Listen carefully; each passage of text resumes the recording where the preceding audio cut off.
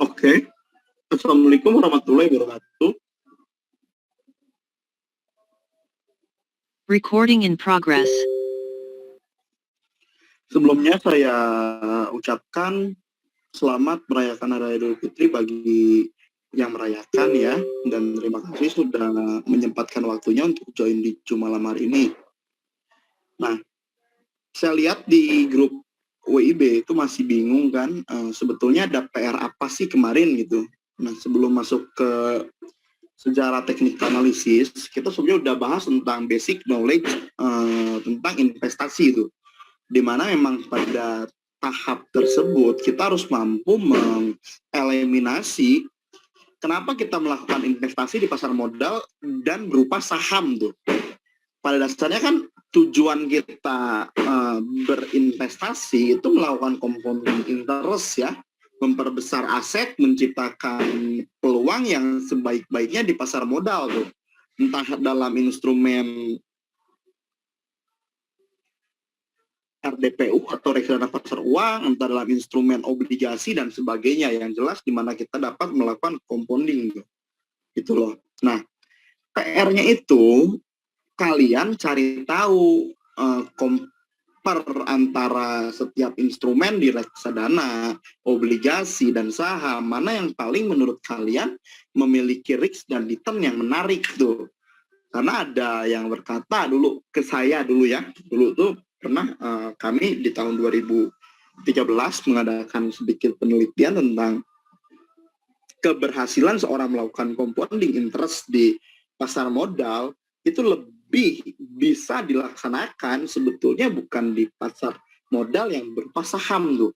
Ada yang melakukan hal tersebut bahkan di reksadana pasar uang. Terus ada juga yang melakukan tersebut dengan cara deposito, membeli obligasi dan sebagainya tuh. Karena di pasar modal yang berupa saham sendiri, compounding interest tuh bisa rusak dengan satu crash yang turun bisa sampai 40% tuh. Jadi kita bisa compound dari tahun 2016 sampai tahun 2020 misalnya. Terus di tahun 2002 kita ketemu yang namanya crash tuh, di mana nanti crash itu bisa menghilangkan total portofolio kita ketika kita realisasikan kerugian ya, itu bisa sampai 40% gitu. Dalam artian kamu sudah gagal mengeliminasi resiko yang terjadi di masa yang akan datang tuh. Sedangkan tujuan dari kita belajar teknikal dan fundamental adalah kita mendapatkan opportunity dari setiap pergerakan harga saham, komoditas, dan berbagai macam produk instrumen tuh. Makanya kalau misalkan teman-teman pernah dengar yang namanya Jim Simon, dia ketika bursa crash di tahun 2020 nih ya, COVID, dia itu masih dapat profit sekitar 9% tuh. Karena saya bilang tadi, harusnya kita yang paham technical analysis lebih lanjut ya, kita paham tentang time cycle, itu kita bisa memprediksi kapan bursa ini akan koreksi dan kita bisa mendapatkan opportunity, keuntungan dari instrumen yang lain tuh. Ini tujuan kita belajar technical analysis kan. Jadi tujuan kita belajar technical analysis ke depannya itu agar kita mendapatkan lebih banyak opportunity dibandingkan mereka yang tidak mempelajarinya tuh. Itu yang pertama. Jadi kenapa saya suruh kalian membuat PR itu agar kalian baca, bahwa kalian tahu, wah bener ya Pak, berarti bukan saja di pasar modal subnya di saham ya kita dapat melakukan compound interest, tapi di future market sekalipun kita mampu melakukan compound interest. Bahkan ketika bursa itu crash, kita masih dapat mengambil keuntungan dari pasar komoditas subnya SAW USD gitu ya, kita beli SAW USD, bursa crash, kita masih dapat keuntungan di sana gitu. Itu maksud saya memberikan kalian pemahaman agar kalian mau baca tuh bahwa sebetulnya instrumen di pasar modal itu tidak satu, tidak cuma saham. Dan banyak yang bertanya, Pak, bagaimana menghadapi bursa yang crash? Jawabannya kan kalian harus bisa shifting, rebalancing instrumen investasi yang lain gitu loh. Misalkan kalau misalkan di dalam waktu yang normal, kita bisa sampai 70% memantapkan seluruh dana kita di saham, tapi ketika kita tahu nih ya dalam ilmu time analysis yang nanti kita akan pelajari, dalam ilmu supply and demand akan kita pelajari, kita tahu bahwa suatu saham sudah sampai di area supply areanya, dia sudah dekat-dekat waktu untuk koreksi, kita bisa take profit dan kita shifting ketika dia mau koreksi, mungkin di komoditasnya kita ikut short selling atau di mana tuh gitu loh. Itu tujuan daripada kita belajar technical analysis, tidak menjadi tunggal terhadap instrumen. Karena kalau tunggal terhadap instrumen itu susah dalam artian ya, kalau misalkan bursa koreksi ikut koreksi, kalau misalkan bursa lagi baik performance kita baik, benar-benar kita tergantung dengan keadaan bursa gitu. Nah, mungkin yang masih bingung bisa bertanya nih sekarang nih, kebingungan di mana gitu, nanti bisa diberikan petunjuk mungkin. Karena harus ketika kita belajar technical analysis harus selesai dulu tuh. Kita tahu kenapa kita belajar technical analysis, itu nanti ada ada dasar logikanya. Kalau ditanya sama saya misalkan kenapa kalian belajar technical analysis, kalian bisa menguraikan tuh. Karena pada dasarnya, misalkan jawab ya, karena pada dasarnya investasi menciptakan resiko, Pak, gitu loh. Dan salah satu risk management untuk meredus resiko yang ada kebetulan namanya technical analysis, gitu loh. Kenapa saya menggunakan technical analysis? Karena technical analysis mudah digunakan, Pak, gitu. Tidak seperti fundamental analysis yang harus menghitung beberapa kriteria. Technical analysis lebih terhadap bagaimana kita merekonsiliasi chart beberapa periode waktu tertentu gitu loh. Itu kan berpikirnya tuh ke sana tuh gitu loh.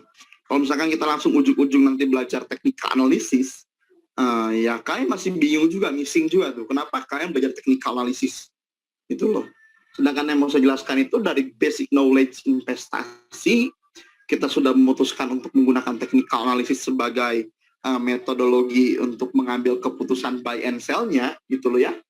Kita nanti akan paham tuh sebetulnya dalam technical analysis ada siapa aja tuh, sejarahnya seperti apa gitu, tokoh-tokoh yang memperkasainya siapa aja gitu. Kita sebutlah tokoh-tokoh yang memperkasainya, ada Munesa Homa dari Jepang gitu kan, ada Charles Henry Dow dari Amerika Serikat, ada Gartley, ada Richard Wyckoff, ada William Peter Hamilton, ada John May, ada William Delbert Gunn. Nah, nanti kita akan perang berpikir tuh. Kenapa mereka bisa muncul menjadi seorang analisis yang menawarkan konsep kepada orang lain, bahwa beliau katakan bahwa konsep saya ini bisa digunakan untuk melakukan transaksi trading, investasi gitu loh ya. Yang pada faktanya sebetulnya Charles Henry Dow tidak pernah menyarankan orang lain menggunakan teorinya tuh. Tapi teori Charles Dow sendiri itu dijadikan landasan TA, standar TA oleh International Federation Technical Analysis di tahun 1986. Kita harus percaya bahwa Charles Henry Dow adalah seorang bapak technical analysis gitu loh. Dan kalau kita tanya di PowerPoint ini, kita mau menggunakan teori siapa gitu. Jawabannya, teori-teori yang ada di sini itu memiliki poinnya masing-masing, di mana sebetulnya kita harus mempelajarinya gitu loh. Nanti tujuan untuk menciptakan metodologi itu ada di dalam perspektif pemahaman masing-masing, di mana diuraikan kembali oleh kalian bagaimana cara kalian mengambil keputusan untuk melakukan transaksi jual dan beli. Apakah harus menggunakan semua teori yang ada? Jawabannya enggak. Tapi gunakan apa yang kalian pahami dari semua teori teknik analis ini. Kalau misalkan kalian menggunakan candlestick chart pattern, dicatat bagaimana cara menggunakan candlestick chart pattern. Apa saja nama-nama candlestick chart pattern, ketika salah bagaimana keadaannya, itu nanti akan dibuatkan jurnalnya tuh. Jadi banyak sekali yang saat ini atau selama ini salah kaprah membuat jurnal trading hanya mencatatkan momentum pembelian dan momentum penjualan gitu loh. Kalau seperti itu ngapain kita capek-capek bikin di Excel gitu loh ya, di sekuritasnya masing-masing udah disediakan tuh gitu. Tapi jurnal trading itu lebih daripada itu, dia harus bisa menjelaskan kenapa kita mengambil keputusan, memberikan kita baku mutu aturan yang jelas gitu loh. Selama beberapa tahun kita akan menggunakan dasar aturan tadi untuk mengambil keputusan. Itu bunyi jurnal trading tuh. Jadi bukan sekedar hanya beli PL gitu kan, paper L dan sebagainya, itu ngapain ke anak kecil gitu. Yang kami lakukan adalah membuat metodologi dalam memecahkan resiko yang terjadi di pasar modal berdasarkan technical analysis tuh. Itu pikirannya tuh, gitu loh. Silakan, sebelum saya bicara panjang lebar, ada yang bertanya nggak? Saya harap setiap kelas itu ada diskusi dua arah ya, karena kita ada rekaman yang online kan, yang offline. Jadi setiap yang Zoom itu ada pertanyaan-pertanyaan yang menurut saya bisa untuk dibahas. Silakan Pak Deddy. Pak Nana, mungkin tadi kalau dari sekilas yang saya dengar dari Pak Nana, mungkin pemahaman saya itu lebih ke arah bagaimana kemampuan kita untuk istilahnya melakukan semacam switching dalam posisi, misalkan sekarang ini kan kalau menurut saya nih Pak ya, saham Indonesia kan, bursa Indonesia ini kan lagi benar-benar bullish nih. Berarti kan pada saat ini posisi, kalau saya pribadi nih ya Pak, pada saat ini posisi saya banyak di saham gitu. Sedangkan di posisi yang fixed income dan yang lain-lain itu saya memang minimal sekali gitu loh Pak. Nah, dan apakah nanti dengan kita ikut kelasnya Pak Nana ini, kita akan bisa mengetahui bahwa secara technical analisis, secara time analisis, nanti kita akan bisa berubah pada suatu saat tertentu. Mungkin kita akan melihat bahwa kita harus mereduce saham kita sebanyak-banyaknya untuk pindah ke misalkan dalam bentuk RDPU atau obligasi retail Indonesia atau segala macam gitu ya Pak. Mungkin pemahaman saya seperti itu. Mungkin ada koreksi nggak ya Pak? Mungkin menurut Pak Nana. Betul Pak. Gitu. Jadi kan tujuan kita belajar teknik analisis yang pertama itu untuk meredus, betul nggak Pak? Untuk menekan resiko yang terjadi, memperbesar reward. Itu tujuan utamanya loh ya. Nah, pertanyaannya, ketika kita tahu suatu hari nanti, misalkan seperti ini ya, ini mungkin saya akan pakai jejak historis aja Pak ya. Silakan dicek cuap-cuap saya 2 tahun yang lalu di grup 4D ya, di grup 4D. Saya pernah bilang bahwa tanggal 15 Januari 2020, kalau nggak salah, 2021 ya, bentar. Bursa kita akan melakukan ada koreksi itu. Nah ini bursa ya, ini penampakan ya, kelihatan Pak? Gitu. Karena waktu itu kita sudah punya ilmunya gitu ya, kita tahu bahwa tanggal 15 Januari bursa akan koreksi Pak. Gitu loh. Nah, ketika keadaan bursa koreksi seperti ini, bagaimana cara kita meredus resiko kita yang ada nih, Pak ya, meredus resiko kita agar mendapatkan keuntungan? Jawabannya, kita melakukan rebalancing terhadap instrumen lain yang di awal akan bullish tuh. Karena kan sektor itu berputar tuh. Mungkin ketika bursanya crash atau misalkan koreksi seperti ini, itu ada salah satu instrumen pasar uang yang memberikan opportunity yang lebih gitu loh Pak. Misal di sisi lain di kontrak berjangka, misal saya pakai emas ya, saya pakai emas misalkan, sebentar saya convert dulu,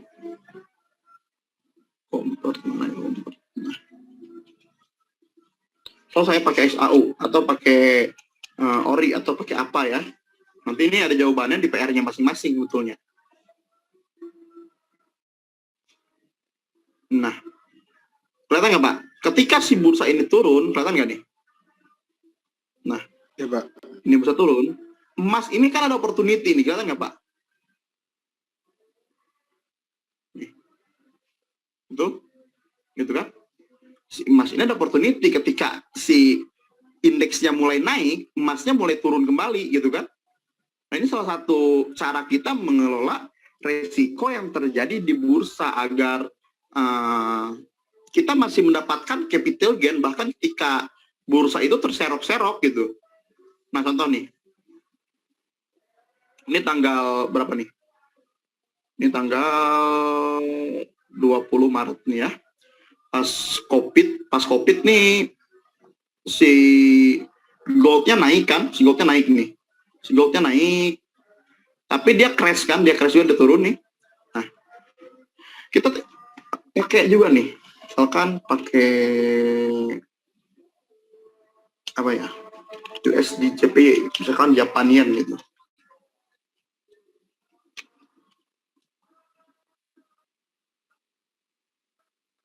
Bentar. USD JPY. Bentar Pak. Soalnya nih.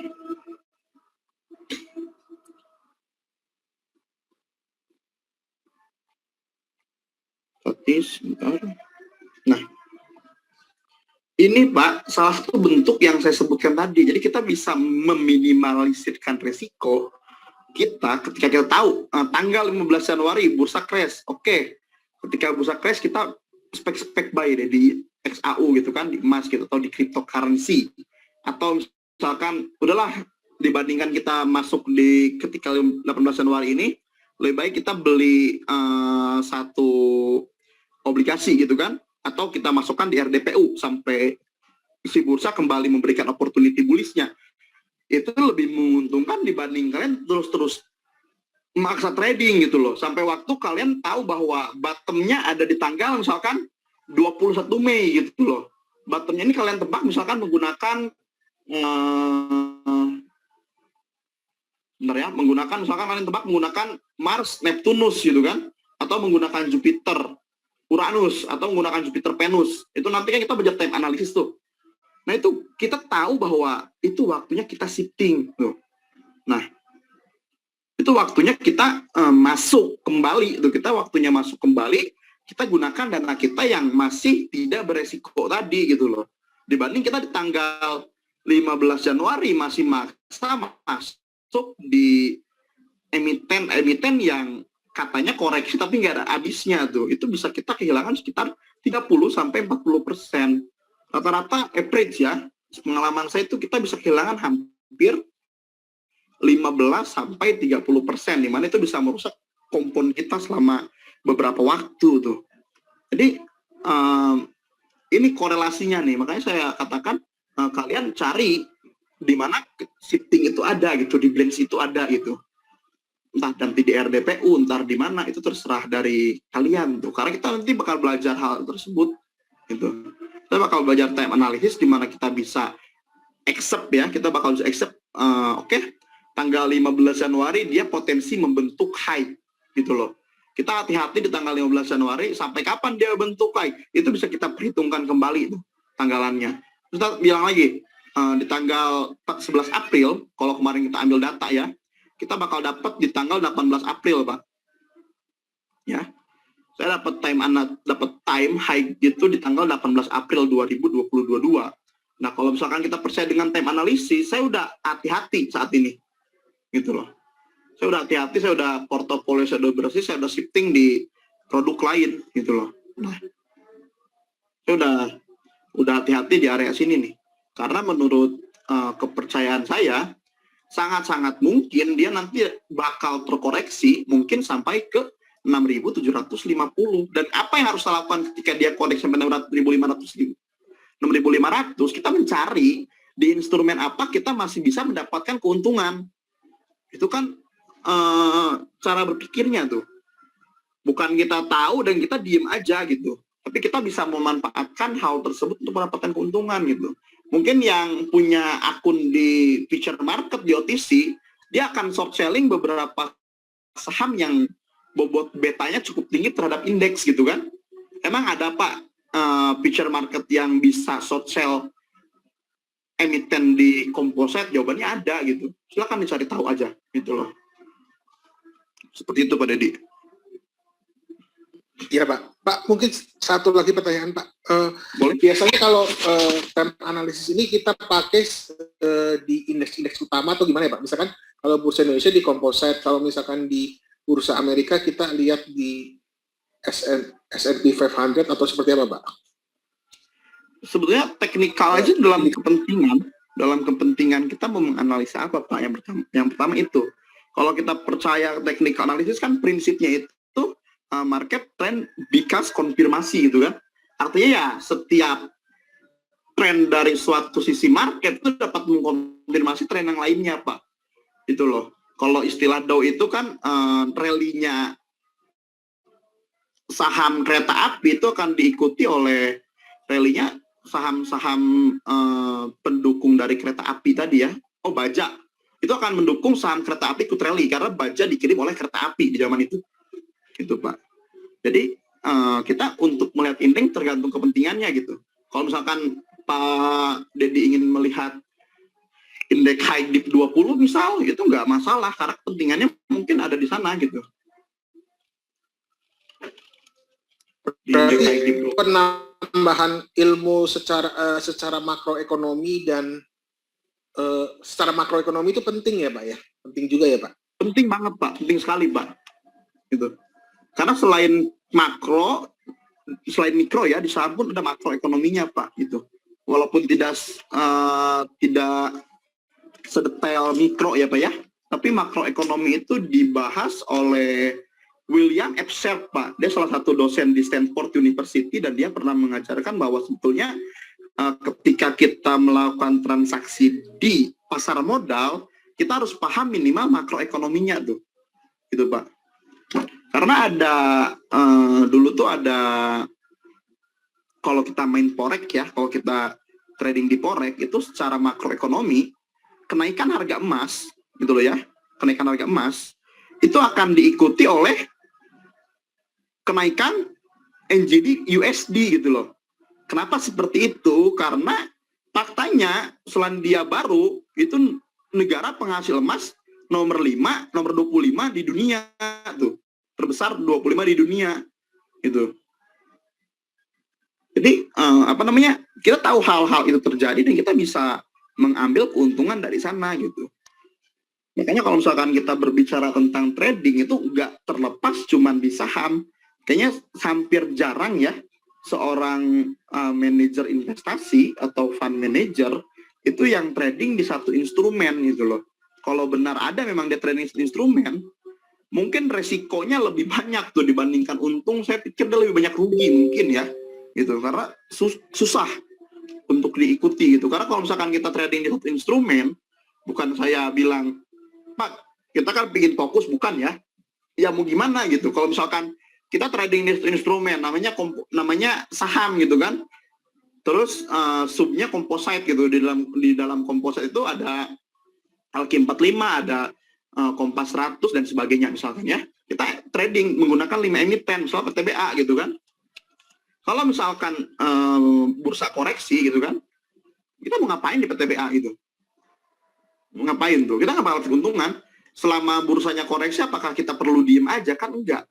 Kita perlu namanya di blends tuh. Di blends kita cari tahu kemana sih sebetulnya inflow ini masuk gitu loh. Inflow-nya keluar dari pasar modal yang namanya saham, itu masuk kemana gitu.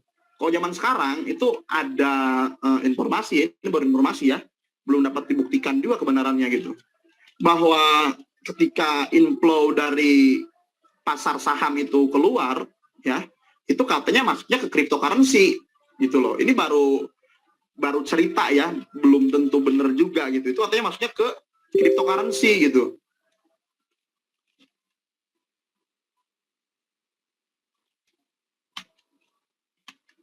Ini memang ekonomi di tahun 2020 itu cukup unik ya. Nah,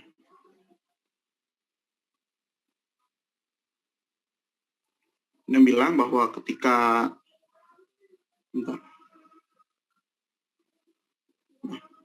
ketika apa namanya adanya di cryptocurrency ini, kan Pak.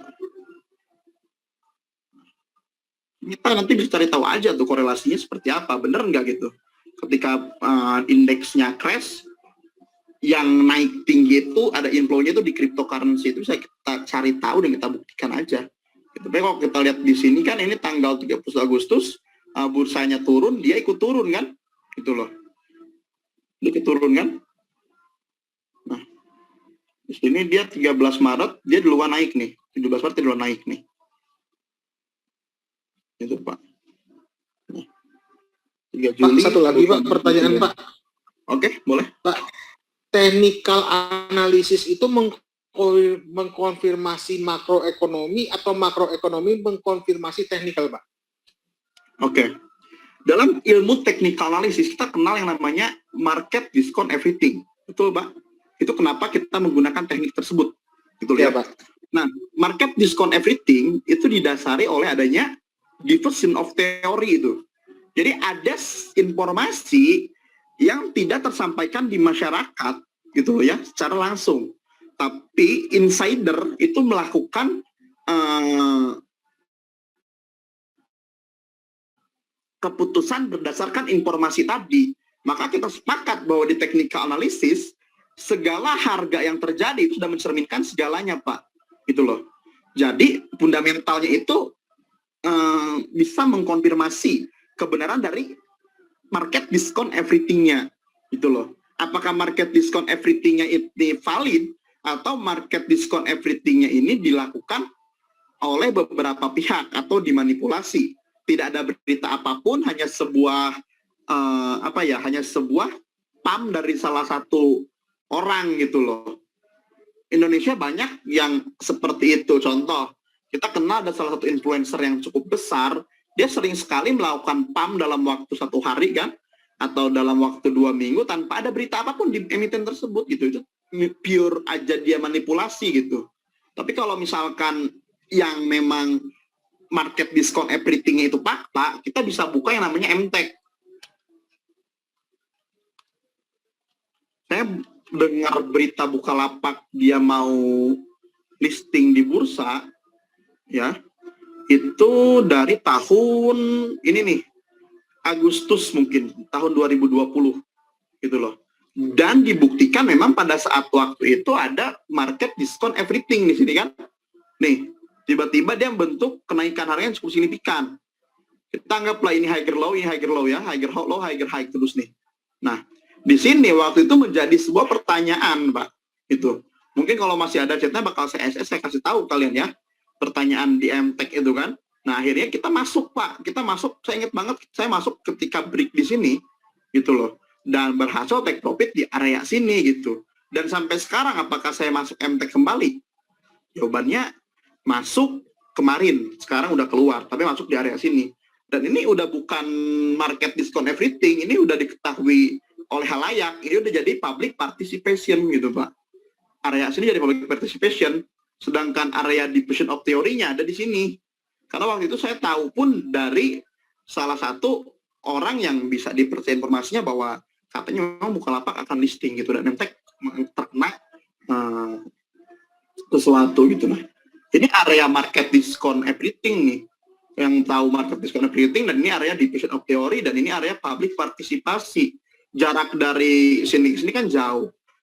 Dan kita bisa mengkonfirmasi cerita ini itu setelah beritanya muncul, gitu kan. Beritanya muncul setelah harganya ada di mana tuh?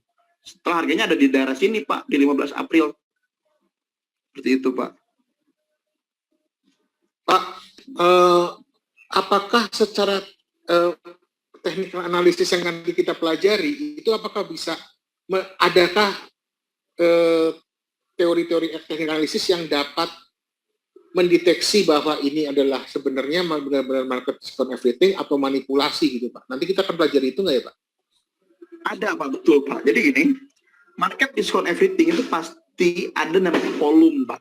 Itu volumenya nggak bakal bohong, dan dia nggak terjadi secara short term, Pak. Jadi dikatakan bahwa market manipulasi itu terjadi palingnya, ini paling lama dia 1 sampai 5 hari, Pak. Gitu. Sedangkan market discount everything itu bakal lebih daripada itu. Entah nanti isunya jadi atau tidak ya Pak ya. Tapi kan manusia ini selalu bertindak irasional terlebih dahulu, gitu loh. Ya kalau misalkan nggak jadi nggak masalah juga kan narasinya gitu. Contoh emiten yang nggak jadi right issue kemarin namanya apa ya, saya lupa. Emiten yang nggak jadi right issue apa namanya Pak kemarin Pak? Agro apa ya Pak? Agro bukan Pak? Saya lupa namanya. Kita coba cek Agro ya. Mungkin ada teman-teman yang ingat tuh. Jazz gitu kan. Nah, terus gitu. Saya ingat banget dikasih tahu Pak Stephen nih, masuk di Jazz tuh dikasih Pak Stephen. Dikasih tahu oleh Pak Stephen, ada orangnya di grup ini nih. Nah, ini kan kita dapat Pak, dapat satu titik ya, dapat satu titik ada pola market discount everything, di mana ketika dia membentuk low, higher low, terus meneruskan, kita tahu bahwa di sini ada informasi tertentu kan, dikatakanlah ada right issue gitu kan, ada right issue yang ternyata nggak jadi Pak. Dan kebetulan di emiten ini ada salah satu tokoh manipulasi, di mana ketara banget kan, ada 1-2 candlestick yang dimanipulasi Pak. Kelihatan nggak nih? Nih, kelihatan nggak Pak? Gitu. Nah, ini kan manipulasinya nggak berjalan selama periode yang ditentukan oleh Dow tadi, minor trend, secondary trend, ataupun major trend. Dia manipulasinya cuma sehari, 2 hari, 3 hari munculnya kan? Gitu. Yang di sini pertanyaannya ini siapa nih yang manipulasi sepanjang ini? Ini bentuk dari market discount everything-nya. Ada yang bertindak itu loh. Dan ternyata nggak jadi. Nah, di sini nih. Gitu. Dan di sini ada orang yang bertindak irasional, perorangan mungkin. Dia mencoba memanipulasi menggunakan 1-2 kali harga aja gitu. Tidak berkepanjangan. Seperti itu Pak. Kita bakal belajar kok mana market discount everything yang memang disebabkan oleh opportunity market, mana market discount everything yang memang itu cuma-cuma gitu. Karena prediktif dari market discount everything itu harus kita pahami ya. Itu dia harus membentuk minimal 3 peak and bottom Pak. Kayak misalkan ini higher low. Ini market discount everything nih, ini valid gitu loh. Karena ini ada higher high, 3 kali higher high dan 3 kali higher low. Seperti itu Pak, ini valid nih. Ini katakan oleh Dow bahwa di peak yang ketiga kita bisa melakukan entry. Berarti di sini kan, gitu. Silakan bertanya lagi Pak. Oh, jadi itu prinsipnya adalah memang kalau ini kan istilahnya kayak set west di sini ya Pak, gitu ya Pak, di range yang lada lebar ini ya Pak. Jadi kita memastikannya di situ ya Pak ya, bahwa ini atau tadi salah satunya adalah 1-5 hari itu, kalau cuma 1-5 hari bisa diindikasikan manipulasi ya Pak, bisa gitu ya Pak, belum tentu tapi bisa gitu ya Pak. Bisa, betul Pak. Tapi kalau udah membentuk tren seperti ini Pak ya, udah bentuk tren seperti ini, tren 1-3 tadi itu kemungkinan besar beritanya memang dari emiten, narasinya memang ada gitu. Itu Pak. Oke Pak. Thank you Pak. Itu nanti ada di sub-Dow teori ya. Jadi nanti di sub-Dow teori itu kita bisa membedakan mana sih yang disebabkan oleh manipulasi smart money dan mana yang disebabkan oleh memang narasi irasional dari banyaknya division of theory tadi gitu kan. Karena division of theory itu pasti Pak, sebelum berita itu muncul ke publik, berita itu akan ditelaah oleh wartawan gitu kan.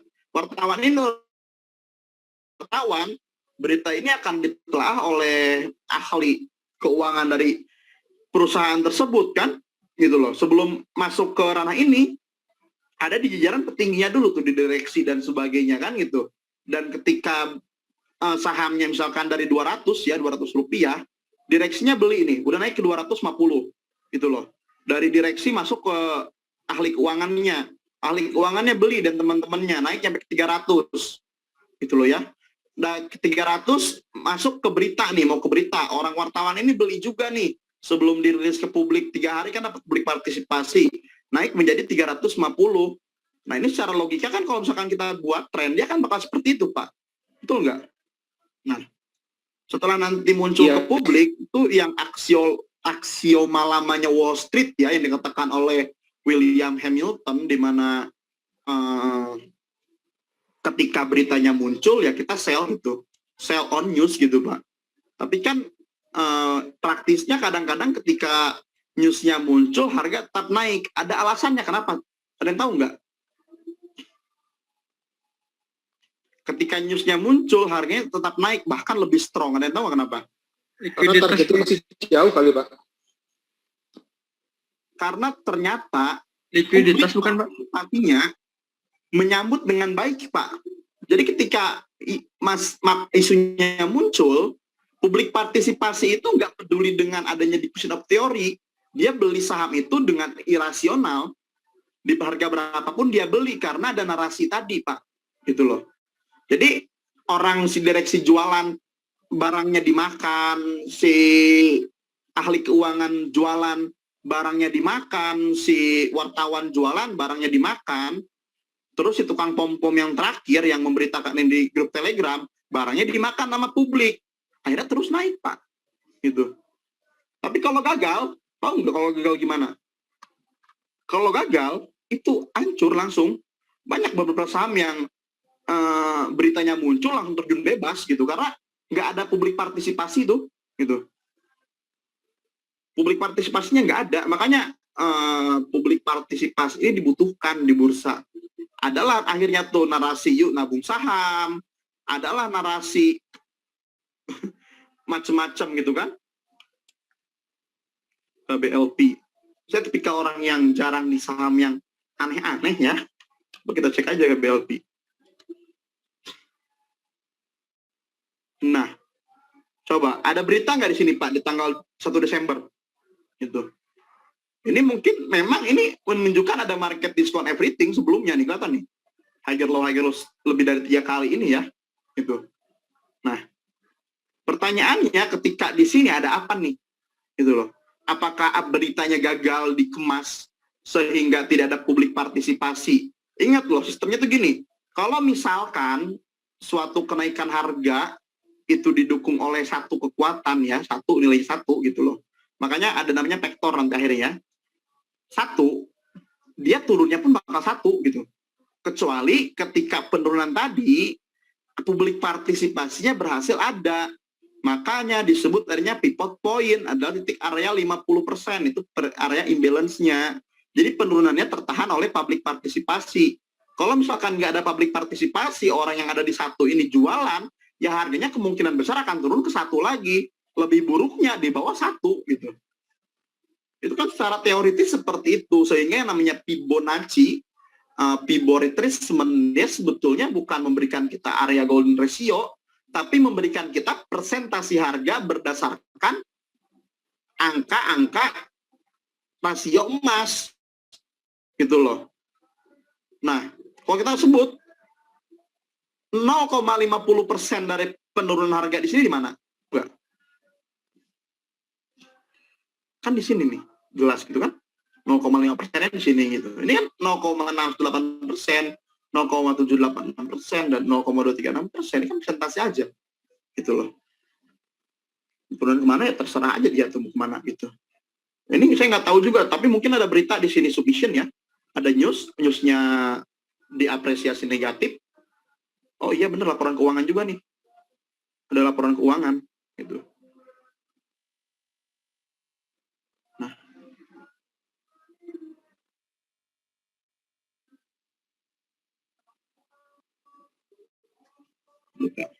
Silakan ada pertanyaan lagi yang lain? Kita masuk ke sejarah ya. Oke. Untuk mendapatkannya itu gampang sebetulnya Pak. Jadi kita butuh cuma 2 HL Pak. Trennya seperti ini. Ya, kita buat tren seperti ini. Yang pertama sudah terisi. Ini satu ya, ini peak 1, ini peak 2 nih. week 2 gitu loh ya. Ini 1, ini 2, ini 3 nih. Ini 3 jadi peak. Nah ini Pak, di keempat Pak, di sini kita boleh submission, ini adalah 3 kali dia tes, dia bakal naik lagi Pak.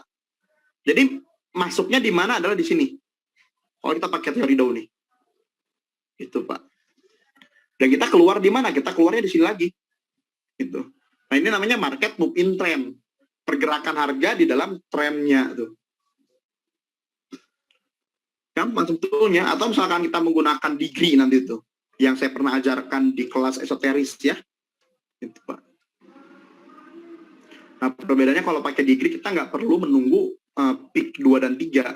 Tapi di degree-nya kita bisa langsung entry itu. Tapi kalau misalkan menggunakan move in trend, minimal dia ada 2 kali weakness ya, 2 kali bottom, kita bisa entry di bottom yang ketiga. Gitu. Kita akan bahas panjang lebar kok mengenai hal tersebut. Silakan, ada pertanyaan lagi yang lain?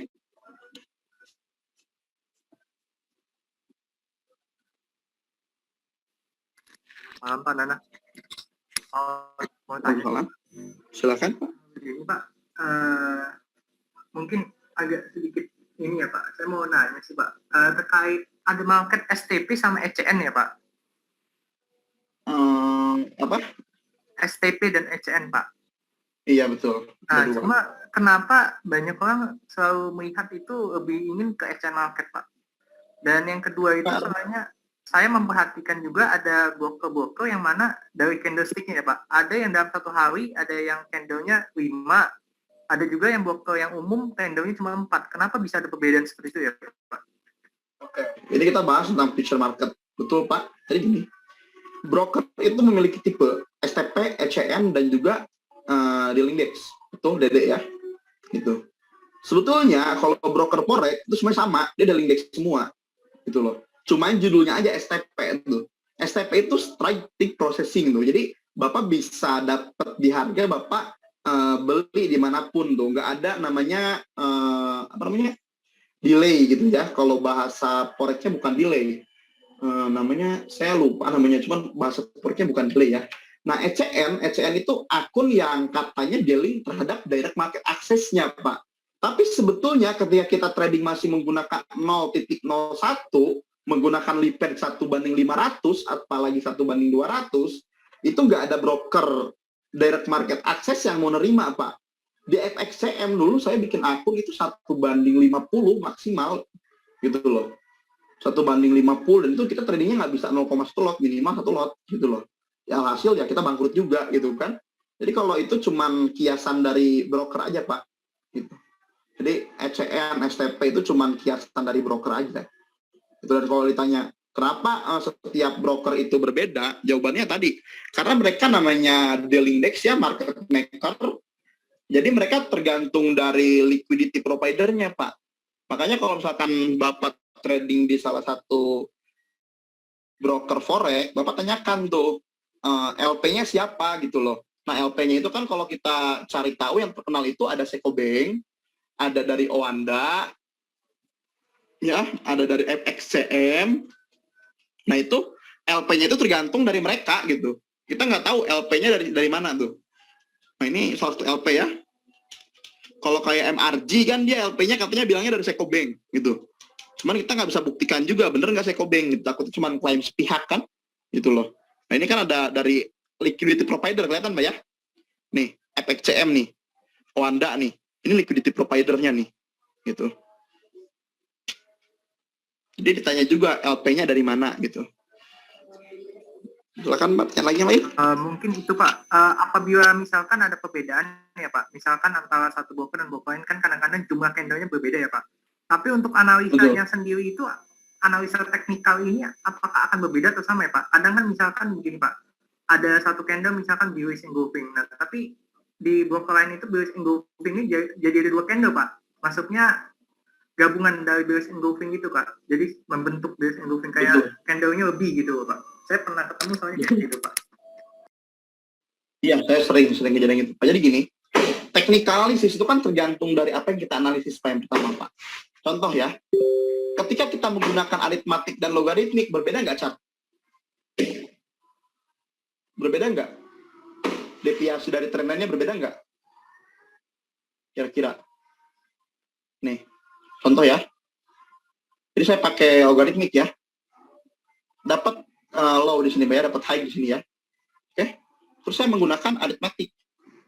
Nggak dapat kan? Nah ini Pak yang disebut art dalam teknik analisis. Jadi pandangan orang itu bisa berbeda. Tapi aturannya harus tetap sama. Kalau misalkan kita rubah di arithmetic, ya lo harus tarik syaratnya sesuai di sini lagi gitu. Nah, itu Pak. Terus misalkan kita lihat candlestick yang berbeda nih ya. Misalkan saya pakai trading view ya, pakai Euro USD gitu kan. Ini pasti beda nih. Euro USD gitu kan. Yang pertama saya pakai LP-nya dari Oanda. Ya Pak ya. Pakainya LP dari Oanda nih. Oanda di 1 menit terakhir, kalau misalkan di time frame besar rata-rata sama. Time frame kecil sih ya. Oanda di 1 menit terakhir, ini bentuknya gini nih Pak. Kelihatan nggak nih? Ada candlestick seperti ini ya. Kita lihat apakah saat yang sama ini ada di Seiko Bank, ada candle merah seperti itu. Ada tuh, masih ada kan? Yang mana yang berbedanya? Coba kita cari aja. Yang forex coba. Nah, beda kan? Kelihatan nggak? Iya Pak, betul Pak. Gitu kan? Siapa yang salah? Nggak ada yang salah, Pak. Karena mereka punya liquidity provider-nya masing-masing. Gitu loh. Ini beda kan? Gitu. Jadi, kalau yang kayak kemarin ribut-ribut di TV, bilang binary option gitu kan, binomo. Candlestick-nya bahkan saya samakan itu berbeda gitu. Kalau misalkan aplikasi dengan aplikasi, itu udah pasti aplikasinya curang. Gitu, Pak. Tapi kalau kita bandingkan dengan trading view, itu bener-bener kebangetan, kurang ilmu, terus pick up gitu kan. Itu bahaya gitu, itu bisa mencoreng orang gitu. Kecuali kita bandingkan, Bapak trading di Meta 4 ya, misalkan di broker namanya Matrix Group MRG gitu kan. Nah, ternyata candlestick yang Bapak punya di layar Bapak, di MT4 Bapak dengan MT4 teman Bapak di broker yang sama, itu berbeda. Nah, itu udah keluar dari broker tersebut, Pak. Itu udah pasti dia curang. Gitu. Tapi kalau misalkan liquidity provider-nya berbeda, Pepperstone kita bandingkan dengan Oanda, itu nggak bisa gitu loh. Di Pepperstone 1 menit itu kelihatan ada doji, betul Pak? Ya, Betul Pak. kelihatan nggak? Di Oanda itu nggak ada gitu, no, gitu loh. Pertanyaannya siapa yang salah? Kira-kira? Nggak ada yang salah, karena punya klaim atas liquidity provider-nya masing-masing, Pak. Gitu. Tapi ketika Bapak nanti trading di Pepperstone, terus menggunakan MT4 dan candlestick-nya seperti ini, tapi di metastock Bapak itu candlestick-nya malah inverted hammer, beda sendiri, itu berarti dia lagi curangin Bapak, gitu. Itu, Pak. Berarti sebaiknya kita memilih liquidity provider seperti apa Pak yang bisa kita percaya Pak? Ya mau nggak mau liquidity provider yang bisa dipercaya cuma Seiko Bank, Pak. Oh baik Pak. Gitu. Karena Seiko Bank ini bank, bukan bank sih, dia udah lama dari tahun 1990-an, gitu. Dan kita nggak perlu percaya yang mana ya, yang penting dia sesuai dengan liquidity provider-nya aja, Pak. Gitu. Yang bahaya itu yang saya bilang, kalau Bapak trading di MRG dengan liquidity provider-nya Seiko, Bapak trading 2 layar, ternyata yang satu dan yang 2 beda, tapi liquidity provider-nya sama. Paham nggak, Pak? Paham Pak. Jadi gini nih, saya kemarin ada jadi tim ahli juga suatu grup ya. Jadi gini, ada salah satu broker Indonesia cukup ternama gitu loh ya. Itu dimasalahkan oleh nasabahnya yang loss hampir ratusan juta. Dia mempermasalahkan bahwa chart yang ada di sana itu tidak sama dengan chart yang ada di broker tersebut gitu loh. Nah, setelah diketahui, dia ternyata pakai link daripada Oanda gitu Pak. Sedangkan SEP host-nya atau white host daripada si broker tersebut itu linknya ke FXCM gitu loh. Alhasilnya berbeda dan itu jadi ribut. Ributnya kenapa? Contoh, di Oanda ada candle bearish. Tadi ada candle bearish nggak? FCM. Ada candle bearish nggak nih? Ini bearish ya? Ya Pak. Di Oanda ada nggak? Ada nggak di Wanda? Nggak ada, Pak. Nggak ada kan? Gitu loh. Tapi di FXCM itu ada gitu Pak. Nah, tuh gitu. Dan itu dipermasalahkan oleh orang tersebut bahwa katanya broker tersebut curang. Itu bukan curang. Curang itu kalau misalkan kamu menggunakan LP dari Owanda, terus teman kamu menggunakan LP dari Owanda, kamu bentuk doji, dia bentuk beres Engwilping. Di screenshot itu bisa langsung kamu dapat uang dari regulator gitu. Jadi kalau misalkan Bapak menemukan hal yang sama, terus sekuritasnya, brokernya punya regulasi, walaupun sekelas CISEC ya, walaupun sekelas CISEC, ESIC gitu kan, ESIC bagus lah. CISEC, tahu CISEC nggak? Yang ada di negara entah berantah tuh. Teman-teman tetap bisa mengklaim itu sebuah kecurangan dan kalian bisa menang dapat uang tuh. Gitu. Masalahnya selama ini yang melaporkan tentang gelapnya sisi forex itu cuman atas narasi pribadinya, atas rasa benci karena dia loss gitu, dia nggak bisa membuktikan bahwa memang broker itu melakukan kecurangan gitu. Seperti itu Pak. Jadi ada yang trading di binary option. Kok beda ya chart binary option dengan chart trading view gitu? Ya karena liquidity providernya berbeda, nggak bisa disamakan gitu. Kalau misalkan dibawa kasus kemanapun ya nggak bisa gitu loh. Dia bisa berkelit aja tuh si brokernya. Tapi ya kalau misalkan kalian paham ini terjadi, FXCM nggak ada candle bullish di jam 3.56 ya. 0356 April, sedangkan di Owanda 0356 itu ada apa tuh? Nah, ini cuma segini aja Pak. Di FXCM tadi segimana tuh? Di harga 402, gitu kan? Di Owanda 402 ada nggak? Nggak ada. Nggak ada Pak 402, gitu kan? Ternyata si FXCM udah ngapain tuh? Oh jauh loh, segini loh. Bedanya jauh loh Pak. Nah, bedanya hampir segini loh. Stop loss bukan itu? Kira-kira. Kita trading pakai narasi double bottom kan di sini, betul nggak? Gitu. Stop loss nggak tuh? Gitu. Terus siapa yang salah? Owanda Pak XCM? Tergantung LP-nya lagi ya Pak. Tergantung LP-nya. Kita nggak tahu deh LP-nya dari mana gitu kan? Jadi nggak usah pusing. Gitu. Berarti sebenarnya kalau kita analisa berdasarkan teknik analisis di suatu misalkan LP, ya kita sesuaikan saja di LP tersebut ya Pak? Betul, kita pakai aja LP tersebut. Jangan kita counter, kok beda ya si chart A dengan si chart B? Nggak bisa, karena kalian ada di platform yang berbeda, ada di broker yang berbeda, ada di liquidity provider yang berbeda. Kalian analisis apa yang kalian mau analisis, bukan yang kalian tidak analisis. Kalau kalian trading menggunakan Sekobeng yang kalian analisis ya chart dari Sekobeng, bukan dari Owanda gitu loh. Paham Mbak? Paham Pak. Terima kasih banyak Pak analis penjelasannya. Iya, sama-sama. Jadi kalau misalkan selama-lamanya kita mencari nggak bakal nemu. Broker yang jujur itu nggak ada. Gitu. Silakan lagi pertanyaan lain. Ya silakan Pak. Berkaitan dengan yang tadi ini barusan nih ya, yang FXCM dan Pepperstone ya Pak. Kalau menurut Pak, dua broker tersebut rated atau unrated ya Pak? Menurut Bapak lo pribadi lo? Pengalaman pribadi. Ini semuanya regulasi semua, Pak.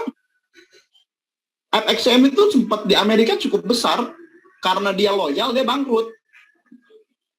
Bukannya di Hong Kong ya Pak? FXCM itu Hong Kong ya Pak? Enggak, dulu di Amerika pertamanya Pak. Bukan ya? Gitu. Ini semua broker yang sudah regulasi Pak, ada di TradingView Pak. Regulasi di negaranya ya, nggak di kita gitu. Iya. Itu kan Pepperstone Australia Pak, setahu saya ya. Iya, ESIC Pak, gitu. Tapi Pak, misalkan ya Pak, kayak Pepperstone ya, misalkan ya kita pernah, misalkan kita pasang TP di mana, tapi dia pada saat ada berita itu kan naiknya bisa kenceng ya, tapi dia bisa men-TP kita tuh di bawah TP-nya kita Pak, itu bisa itu termasuk kecurangan atau apa ya Pak, kalau seperti itu Pak? Itu alasan si broker, itu sudah kecurangan Pak. Cuma alasan si broker itu fluktuativitas yang cukup tinggi. Gitu. Jadi gini, saya katakan keuntungan broker forex itu dari loss-nya kalian. Gitu loh. Dan dari mana lagi? Dari spread. Dari spread dan dari komisi. Gitu Pak. Nah, emiten broker yang sehat, dia pasti membatasi withdraw nasabahnya, tapi tidak membatasi deposito nasabahnya. Paham nggak begitu ya? Jadi kalian bisa deposito berapa ribu dolar sehari, tapi mungkin untuk withdraw cukup $1.000 sehari gitu loh. Karena kan uang di dunia forex itu dari broker cuma diputarkan saja Pak, dari si Udin yang kalah $1.000 ke si Roberto yang menang $1.000 gitu Pak. Nah terus brokernya dapat dari mana tuh? Nah dari uang yang tidak di withdraw tadi, dari kasnya itu, sampai ada broker dulu pas saya zaman-zaman di broker forex, dia punya tabungan, dia punya deposito intinya ya, dari deposito kalian itu hampir 16 triliun broker lokal gitu loh. Dan 16 triliun di mana? Dia masukin ke aset manajemennya tuh, ke saham dan sebagainya gitu. Dan rata-rata broker ini nanti ujungnya kabur juga gitu Pak. Ada namanya cukup terkenal lah di negara kita. Sampai sekarang belum digeruduk juga, padahal curang banget gitu. Jadi gitu. Jadi kalau misalkan nanti kalian mau withdraw, alasan atasannya kepala cabangnya lagi pergi Pak, Paris gitu kan, ke Jerman gitu. Tapi kalau kalian deposito, hari itu juga masuk gitu Pak. Jadi sebenarnya kalau kita bicara broker di Indonesia dan broker seperti FRCM dan Pepperstone, ya mungkin mirip-mirip lah ya Pak, tapi mungkin rated-nya mungkin lebih bagusan yang di luar negeri sedikit daripada yang di Indonesia gitu ya Pak ya. Oh betul Pak, karena broker di Indonesia sendiri pun dia sebetulnya namanya tuh white house ya. White house itu ibaratnya dia itu jadi introduction broker. Misalkan Pak, misalkan gini loh, saya nih punya skill di pasar modal ya. Terus saya nge-email ke salah satu broker di luar negeri, nama brokernya misalkan Hotforex Pak, betul? Ya. Nah kata Hotforex, saya boleh nggak minta save host kamu gitu kan? Hotforex bilang, oke, yang penting kamu bisa store sebulan 2.000 lot gitu Pak, betul? Nah dari 2.000, saya ganti nama nih, jadi namanya misalkan Pitra Berjangka gitu ya. Saya daftarkan tuh di bursa berjangka, saya daftarkan regulasi, link saya tepat di Hotforex Pak, gitu. Tapi di save postnya atas nama Pitra Berjangka, gitu loh. Nah, ternyata Pitra Berjangka ini bener dapat 2.000 lot tuh per bulan tuh. 2.000 lot per bulan, dan ini dapat komisi dari si broker utama ini. Komisinya 1 lot sekitar 4-14 USD ya. Tuh. Jadi dan bisa dong, instrumennya berbeda dan regulasinya berbeda Bu. Jadi kalau misalkan broker di binomo trade ya regulasinya judi, betting market gitu.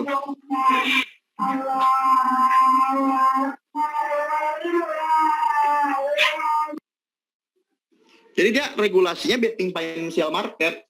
Jadi kalau kita bicara tentang binomo dan Olimtrade, kita jangan skeptis dengan kedua hal tersebut gitu. Kenapa kita nggak boleh skeptis? Pertanyaannya gini, betting market, Olimtrade gitu ya, kalau kita bicara kemana-mana dulu nih ya, siapa yang suruh orang lain masuk di betting market tuh trading tuh? Ada nggak si Olimtrade ini nyuruh rekan-rekan transaksi di broker mereka tuh? Kan jawabannya nggak ada. Ada korban itu disebabkan oleh hobinya mereka gitu loh, oleh oleh kemauan mereka masing-masing. Jadi si pihak broker itu nggak bisa disalahkan. Broker itu hanya penyedia jasa aja, udah titik plek gitu. Jadi kalau zaman dulu misalkan ada orang main Olimtrade 2014 tuh pertama kali Olimtrade ada ya. Kalau binary ini sebetulnya dari tahun 2013 main itu udah ada. Itu kita nggak ribut-ribut kok, kita rugi juga, kita nggak ribut-ribut gitu, karena kita udah tahu bahwa itu memang instrumen judi, udah titik gitu. Dan forex, orang tahu juga bahwa forex itu instrumen cuman mendapatkan keuntungan dari selisih nilai harga gitu loh. Bedanya dengan binary option di waktu. Forex tidak di waktu, mau misalkan kita take profit di tahun 2030 bisa, seperti itu. Tapi kalau ditanya misalkan brokernya jujur atau tidak, saya pribadi nggak bisa menjamin.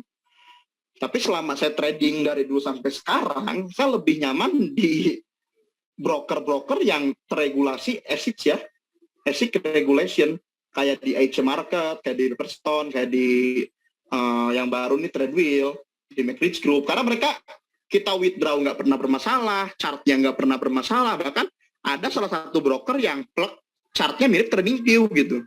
Jadi itu tergantung nanti dari kebijaksanaannya masing-masing sebetulnya. Semakin kita bijaksana, semakin kita mendapatkan broker yang baik gitu. Kalau misalkan kita nggak bijaksana, hancur gitu. Contoh nggak bijaksana gimana? Benar ya? Saya nggak mau bayar komisi, Pak. Oke. Spiritnya pingin rendah, Pak. Oke gitu. Nah, kalau misalkan sudah seperti ini, si brokernya duit dari mana gitu? Nggak mau bayar komisi, nggak mau bayar spirit. Pingin spiritnya 0, komisinya 0, gitu kan?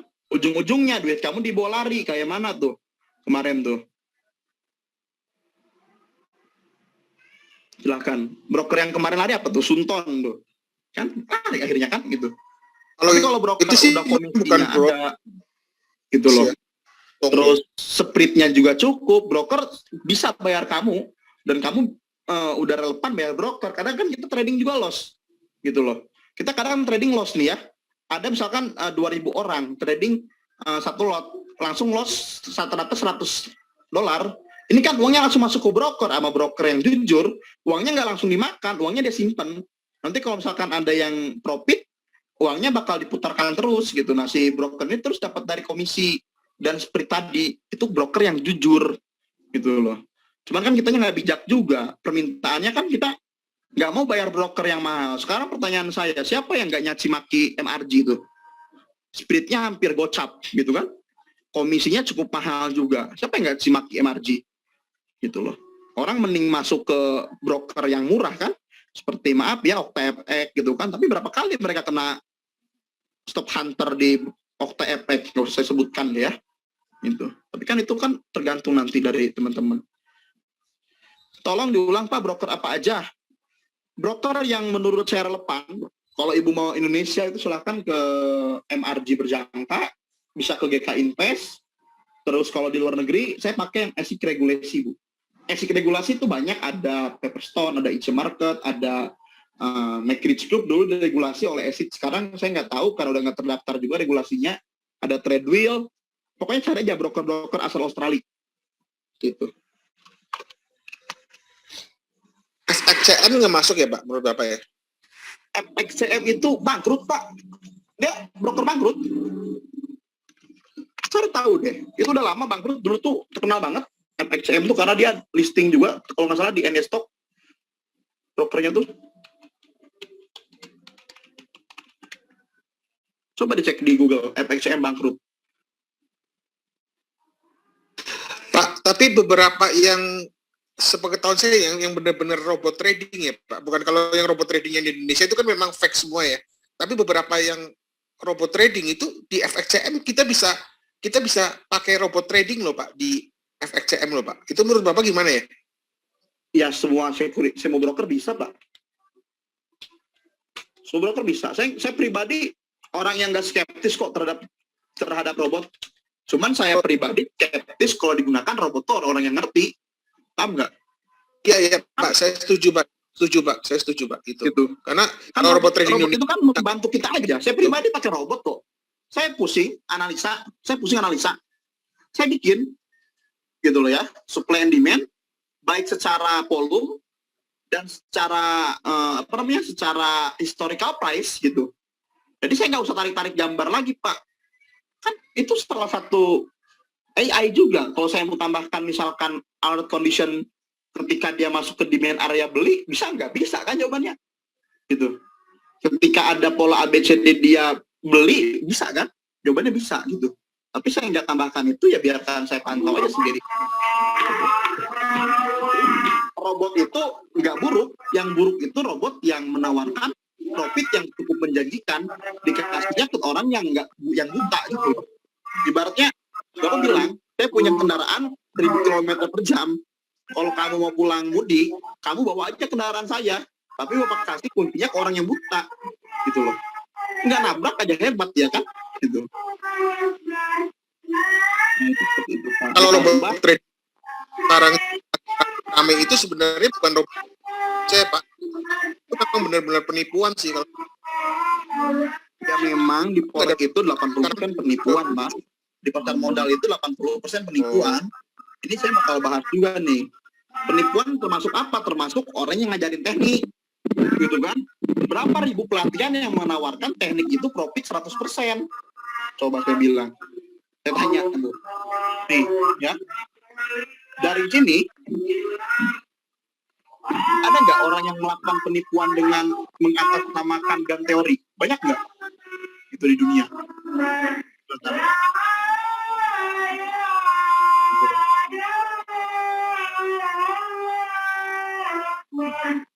Teori pertama nih. Teori William Delbert GAN. Coba sekarang Bapak searching.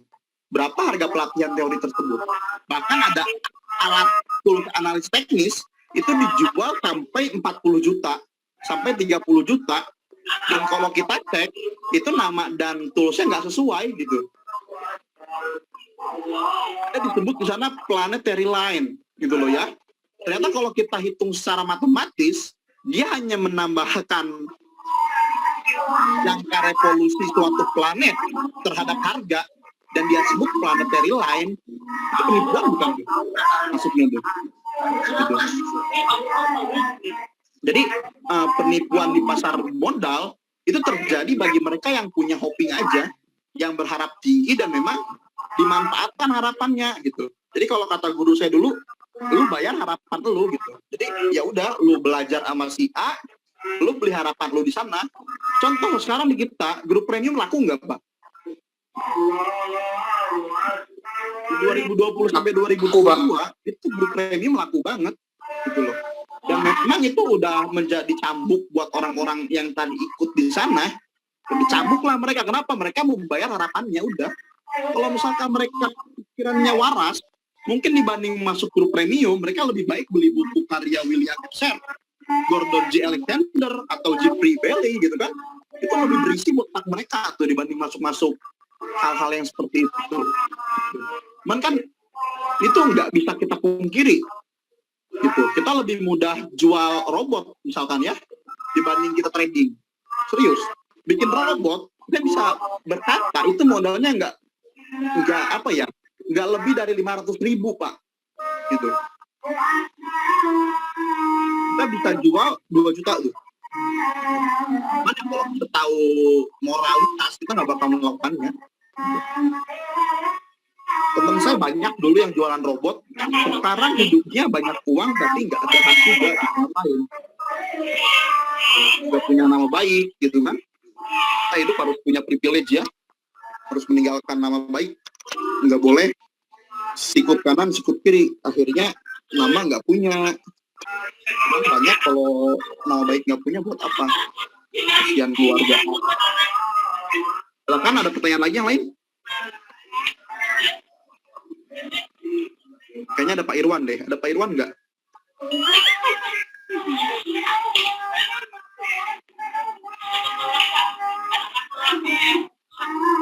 Halo Pak Irwan, ada Pak Irwan nggak? Nah, itu Pak Irwan bisa bikin robot korek tuh. Kalian mau bikin robot korek, minta aja tuh Pak Irwan. Pak, saya bikinin robot korek Pak gitu. Modelnya kayak gini gitu. Bahkan kalau tidak percaya saya akan bahas sejarah teknikal analisis ya. Kita masuk pembahasan. Oke. Apakah perbedaan manipulasi dengan price discount everything terletak pada volume yang valid dan tidak? Pada dasarnya, volume itu merupakan data transaksi ya, data transaksi atau korek dan sebagainya gitu Pak. Jadi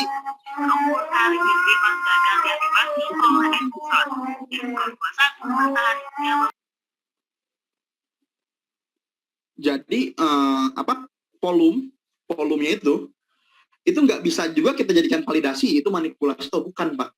Karena kalau orang yang memanipulasi itu pasti menggunakan volume gitu Pak. Tapi kalau kita membedakannya itu nanti dari ledge volume. Ledge volume itu adalah volume periode misalkan 26 hari terakhir, 52 hari terakhir, 100 hari terakhir. Nanti itu akan diajarkan cara perhitungannya baik secara manual, baik Excel atau matematisnya, dan kita akan coba bikin juga tuh define script. Nanti akan dibahas di pembahasan materi ya. Sekarang saya nggak bakal bahas itu dulu, saya bakal bahas sejarah technical analysis. Di sini saya pingin teman-teman main blow ya, atau berpikir bagaimana caranya kalian tidak membentrokan teori A dengan teori B dengan teori C. Dan kalian tidak praktis 100% sembah semua teori ini, karena teori adalah teori, praktek adalah praktek. Teori diciptakan dengan kepentingan tertentu, gitu loh ya. Sama aja seperti ideologi gitu kan. Kalau misalkan ada orang yang belajar sosial politik dan sebagainya mungkin tahu tuh bahwa komunisme dan sosialisme itu berada di lingkaran yang sama, diciptakan oleh satu tubuh yang sama, hanya saja kepentingannya berbeda. Yang satu untuk menghancurkan kerajaan, yang satu untuk kepentingan tertentu ya, itu. Sama seperti technical analysis, oke? Saya akan bahas dulu dari mulai sejarahnya ya. Technical analysis pertama kali dipakai untuk perdagangan agrikultur di Eropa pada awal abad ke-16.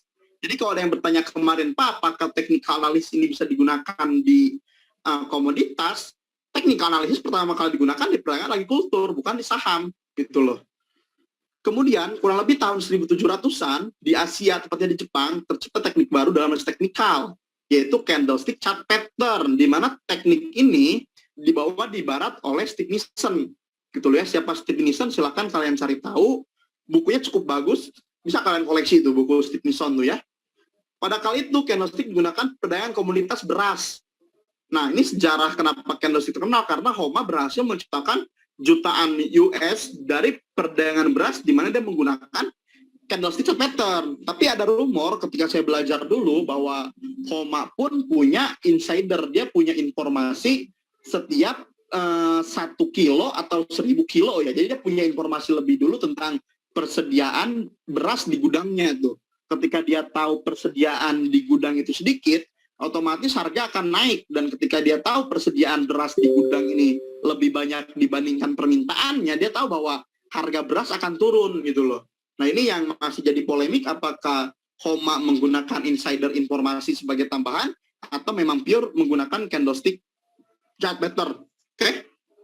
Nah, setelah beberapa tahun ya, itu baru tuh, bukan beberapa tahun, bahkan abad mungkin ya, baru ada yang namanya Charles Henry Dow pada tahun 1982 tuh, dan Edward Jones mendirikan Dow Jones & Co tuh. Dan itu menjadi cikal bakal tentang analisis teknis, di mana teori Charles Henry Dow ini dijadikan standar analisis teknis dunia saat ini. Setelah IPTA dibentuk tahun 1986, kalau nggak salah tuh ya, standar technical analysis itu ya dari Charles Henry Dow. Dari Charles Henry Dow nanti ada tuh namanya fase akumulasi, distribusi, markup markdown. Fase ini lebih dibahas oleh Richard Wyckoff dalam teorinya volume spread analysis gitu kan, atau di Indonesia volume spread analysis ini berubah nama menjadi bandarmologi gitu kan. Bahkan disebutkan ada 3 ilmu, teknikal, fundamental, bandarmologi. Saya bingung juga belajarnya dari mana tuh, orang nggak tahu gitu kan. Kalau kita bahas ilmu risk management di market, itu ada di bukunya Bailey, itu sudah dijelaskan bahwa risk management itu terbagi menjadi 2, fundamental dan teknikal. Itu aja tuh. Ada yang baru namanya ekonometri, ilmu yang baru ya. Ekonometri itu salah satu cabang ilmu yang sedang banyak dikaji di zaman sekarang, karena konon ada salah satu tokoh yang bisa berhasil dengan penggunaan ekonometri. Apa itu ekonometri? Saya pun nggak terlalu ahli dalam bidang ekonometri. Mungkin kalian bisa cari tahu ekonometri itu apa ya. Seperti itu. Nah, dari sejarah technical analysis ini ada beberapa tokoh yang sampai saat ini namanya masih bisa kita dengar karena dia abadi di market dengan karyanya. Dia menjadi legenda gitu kan. Ya salah satunya ada Homa dengan candlestick pattern. Ada Charles Henry Dow dengan teori Dow sebagai landasan TA. Ada Ralph Nelson dengan teori Elliott-Webb. Walaupun Elliott-Webb lebih dituliskan kembali oleh Robert Pitcher ya. Ada William Delbert Gann dengan metodologi analisa harga dan waktu. Ada Joseph de la Vega. Dia terkenal sebagai pelaku technical analysis pertama di dunia. Ada William Peter Hamilton melanjutkan karya Dow. Ada John May. John May sumbangsi terhadap klasik chart pattern cukup besar ya. Terhadap identifikasi pattern cukup besar. Ada Richard Wyckoff dengan teori smart money identifikasi atau kita sebut volume spread analysis. Dan teori ini dikembangkan kembali oleh Tom Williams. Silakan dicari siapa Tom Williams. Rata-rata orang yang bernama William di market itu pinter-pinter. Larry William, William Delbert Gann, Tom Williams, Bill Williams, itu semua jeniusnya market tuh. Ada Gartley. dengan perdagangan harmonik, tapi pada saat ini teori Gartner lebih banyak dibahas oleh Carney, ya.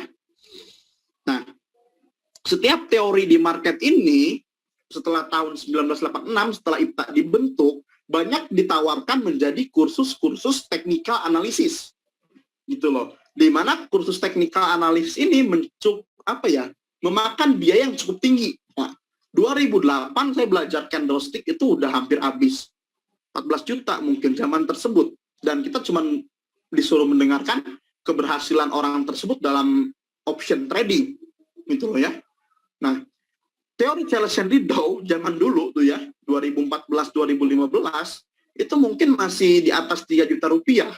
Teori Elliott Wave apalagi tuh. Nah, setiap promotor itu akan berkata bahwa teorinya yang terbaik, gitu loh. Karena dia ada konflik kepentingan, dia jual produknya tuh. Jadi teman-teman yang ikut pelatihan jangan termakan dan terhasut membenci teori selain teori yang dibahas. Contoh, biasanya brainwash ini terjadi di orang-orang yang belajar ilmu tentang harga dan waktu dari Gann nih. Orang yang belajar teori harga dan waktu dari Gann itu rata-rata dicocoki kebencian oleh gurunya untuk menjudgment analisa-analisa yang lain. Dianggaplah analisa yang lain itu tidak kompatibel, tidak efisien, tidak efektif. Padahal analisa harga dan waktu ini hampir di setiap teori ini disebutkan kok. Hanya saja perbedaan penyampaiannya. Jika teori William Lambert Gann analisa waktunya berbasis planetary cycle, geometry cycle, itu loh ya. Sebetulnya John Mack pun mengatakan yang sama, karena dalam tren identifikasi itu ada waktu-waktu tertentu di mana harga akan berbalik. Bahkan Homa Guichi Hosoda, penemu Ichimoku Kinko Hyo, itu dia mengatakan bahwa ada time cycle juga gitu. Cuman namanya beda tuh. Gitu loh. Ada orang yang membesarkan Richard Wyckoff dengan teori smart money gitu kan. Dia tidak peduli dengan semua teori yang pada akhirnya itu menciptakan missing yang cukup parah di market. Dimana sebetulnya kalian harus belajar poinnya itu semua ini gitu. Maksudnya Pak, kita belajar candlestick pattern itu pasti baku mutunya dari Homa tuh, The God of Valentine ya, nama bukunya tuh. Belajar buku Charles Henry Dow, kita belajar mungkin dari bukunya Technical Analysis Jeffrey atau dari bukunya Hamilton ya. Kita belajar buku Elliott Wave itu fundamentalnya dari bukunya Robert Pecher, itu pasti gitu kan. Kita belajar teori William Lambert Gann, metodologinya itu pasti kita belajar dari bukunya Mikula atau bukunya siapa gitu kan, pengarang, karena bukunya Gann sendiri itu sukar dimengerti gitu kan, karena ditulis dalam bahasa esoteris. Nah, terus kita belajar Classical pattern itu pasti baku mutunya dari bukunya Bulowski gitu kan. Kita belajar harmonic trading itu pasti baku mutunya di tahun sekarang dari bukunya Carney gitu kan. Kita belajar volume spread analysis itu pasti identifikasinya dari buku Richard Wyckoff gitu loh. Nah pertanyaannya dari semua ini mana yang terbaik? Silakan saya tanya kalian.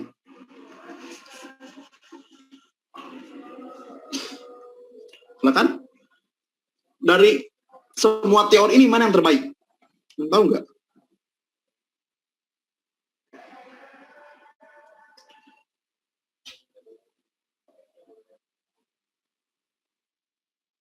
Betul. Betul penjawaban Pak Surya. Semua teori ini dikatakan bagus tergantung kecocokan kalian dan pemahaman kalian dan iman kalian untuk memahaminya. Pertama-tama saya akan minta kalian menerima secara logika tuh, secara akal sehat. Terakhir saya suruh kalian mempercayai bahwa itu terjadi gitu loh. Sekarang saya punya bahasan filosofis sedikit ya.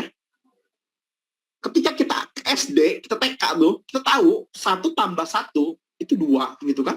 Ini kita tahu dari mana tuh? Gitu. Bisa nggak kita bantah guru tersebut kenapa jadi 2 gitu? Bisa aja 3 gitu kan. Bisa aja 4 gitu. Tapi secara logika fallacy kita dibentuk untuk paham 1 tambah 1 sama dengan 2 gitu. Jadi kita disuruh percaya setelah kita tahu 1 tambah 1 2 atau setelah kita tahu hasilnya 2 tuh. Silahkan. Bisa nggak kita debat abis-abisan guru yang bilang tadi pas kita TK hasilnya 2 gitu loh. Kenapa 1 tambah 1 hasilnya 2? Silahkan, bisa jawab nggak? gitu.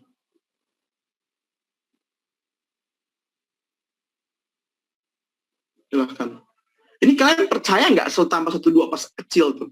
Ada nggak pikiran kenapa saya harus percaya dengan guru ini? Gitu. Kalau kalian nggak pernah punya pikiran begitu, kalian selamat. Itu jadi tidak haus ilmu ya. Kalau percaya selamat, kalau tidak percaya agak repot nanti. Nggak percaya agak repot seumur hidup pasti sekolah. Gitu. Percaya sama guru gitu. Kalau kalian menggunakan teori ini, itu kan, terus kalian menemukan satu titik di mana ada morning star, gitu loh ya, ada morning star. Kalian tuh harus percaya bahwa the next candle adalah naik gitu kan? Tapi ternyata the next candle-nya nggak naik, tapi turun gitu. Siapa yang salah?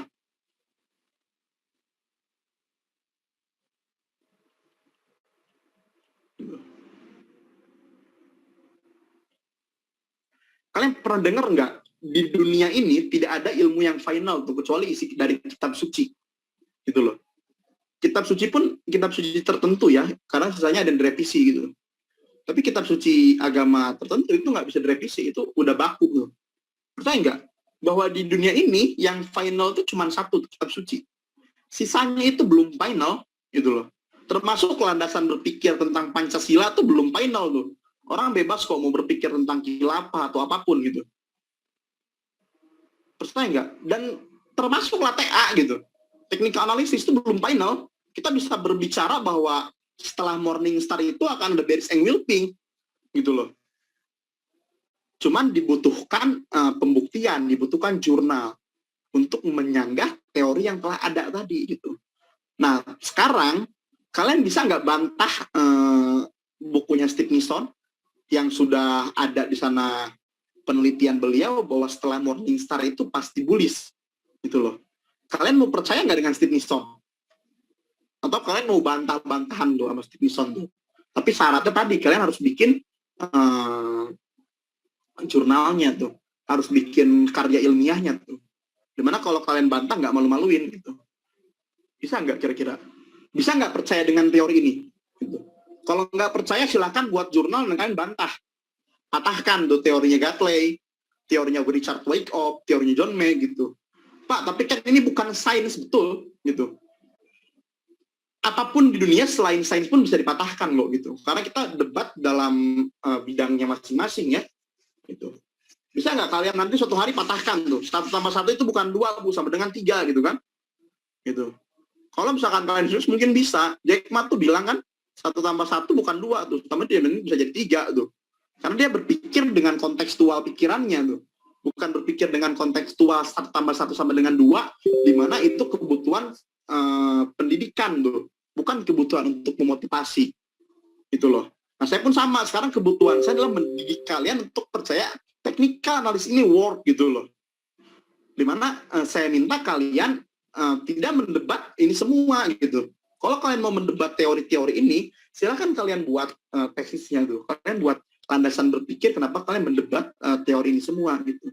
Karena kalau misalkan saya ajari kalian nggak percaya dengan teori ini, kalian nggak pede dengan analisa sendiri, terus apa yang mau saya sampaikan gitu loh. Ketika kalian nggak percaya guru bilang 1 tambah 1 sama dengan 2, itu apa yang mau guru tersebut sampaikan setelahnya? Itu nggak bisa gitu. Jadi minimal kalian paham bahwa ilmu ini memang ada gitu loh. Pembuktiannya ada di ranah yang abu-abu, itu harus akui gitu ya. Masih sekedar korelasi, belum sampai tahapan regresi gitu loh. Karena ini technical analysis, makanya disebut adalah art. Technical analysis adalah ilmu yang mengkorelasikan, titik. Gitu loh. Ada beberapa orang yang membuat regresi dan itu akan sulit. Silakan. Ada pertanyaan dari tokoh-tokoh tersebut? Ralph Nelson pernah gagal membuat suatu summary di tahun 2002. Silakan dicari. Bukan Ralph Nelson ya, tapi Robert Pacher.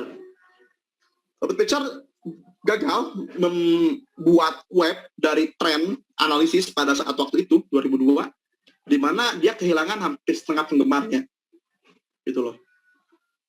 Teori Moneshihoma sangat tidak dapat prediktif ketika digunakan setelah 1986 di beberapa market di belahan dunia, sehingga orang-orang menaikkan time frame-nya terhadap time frame yang lebih tinggi Yang keunikannya, faktanya, Monesia Homa menggunakan time frame 1 hari dalam transaksinya. Gitu. Teori William Delbert Gunn dibantah habis-habisan oleh Dr. Alexander Ender yang berjudul Trading for Living. Dalam bukunya dia mewawancarai anaknya yang sekarang bekerja di Boston Securities. Dia bilang, di tahun yang sama ada Larry William mewawancarai salah satu promotor di zamannya Gunn, dan dia mendapatkan dari promotor tersebut, Gunn adalah seorang promotor yang baik, seorang guru yang baik, tapi tidak harus menjadi trader yang baik. Gitu ya. Jadi di sini fakta bahwa William Delbert Gunn seorang guru yang baik, seorang promotor yang baik, tapi metodologinya tidak bisa dibuktikan secara lebih eksplisit kembali. Oke? John Mack dalam identifikasi tren, ya, classical pattern sama. Classical pattern zaman Bulowski itu dipertanyakan setelah tahun 2004 kalau nggak salah, di mana banyak sekali emiten atau stok yang akhirnya tidak sesuai dengan klasifikasi tren dari John Mack. Teori Richard Wyckoff dengan teori smart money ini dianggap membingungkan sebelum akhirnya Tom Williams menciptakan trade guides. Tapi karena trade guide sendiri hanya berbentuk alat, teoritisnya tidak terlalu diajarkan cara buat perhitungan dan sebagainya, hampir jarang orang yang mempelajari PSA lebih lanjut. Gatley dengan perdagangan harmoniknya banyak sekali mendapat penggemar sampai saat hari ini karena memberikan konsep perdagangan yang baku. Mulai dari titik entry, titik exit, cara entry, cara exit. Nah, itu fakta-fakta yang saya sebutkan. Silahkan jika ada yang pertanyaan, jika tidak saya akan lanjut ke materi selanjutnya. Si Pak Nana, Boleh? saya mau tanya Pak, sebelumnya saya pernah dengar ada trader dari Jepang yang bernama Yukiko Ikebe Pak, sempat terkenal kan Pak? Betul. Nah itu untuk tekniknya sendiri, saya pernah lihat menggunakan candlestick, dan di bawah candlestick itu terdapat angka Pak. Saya tidak paham sampai sekarang sebenarnya dasar teori yang digunakan Yukiko Ikebe itu apa Pak? Apa dasarnya Pak? Itu angka footprint mungkin Pak. Ya. Bagaimana Pak? Angka footprint mungkin ya. Candlestick-nya terdapat angka. Jadi ada Pak Japan Web. Ada namanya Japan Web. Japan Web. Saya perasaan pernah bikin deh Japan Web ya. Sebentar.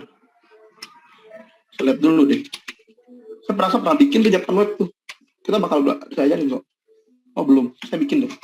Ada namanya Japan Web, ada yang namanya footprint, Pak. Footprint itu bentuknya seperti ini. Saya nggak tahu yang Bapak sebutkan seperti apa bentuknya. Coba di share screen aja ke saya, Pak, biar saya bisa tahu itu teknik apa ya. Footprint trading. Nanti mungkin saya share ke Bapak deh Pak. Soalnya saya Ya. pernah lihat di YouTube-nya Pak. Dan sempat masuk ke komunitas trader juga Pak pada saat tahun 2017 terkait teknik. Jadi ada namanya footprint trading itu seperti ini, Pak. Ini kelihatan nggak nih? Maaf Pak, belum share screen Pak. Oh, sorry. Ini kelihatan nggak, Pak? Ini salah satu teoritis yang suka scalping ya, menggunakan kajian dari apa namanya tip reading gitu. Nah, kelihatan Pak? Lihat Pak. Ini footprint trading, ini memang ada di bagian candlestick gitu Pak. Tapi yang saya Bapak maksudnya takutnya dia menggunakan Japan Web karena di Jepang itu ada Japan Web untuk candlestick dan itu sangat efektif Pak. Gitu. Coba di screen aja saya sekarang. Baik Pak. Ya. Dan Japan Web ini nggak ada yang bahas Pak. Itu ada pembahasannya di buku Goichi Osoda tuh. Japan Web yang seperti apa ya Pak? Dia bagian dari webnya Ichimoku Pak. Ichimoku Kinko Hyo itu ada webnya sendiri tuh. Gitu. Coba di-share Pak sekarang ini saya Pak. Di grupnya aja di-share. Ya, Bentar Pak. Bentar Pak. Ya Pak. Ya. Bentar. Biar kita bisa langsung bahas tuh.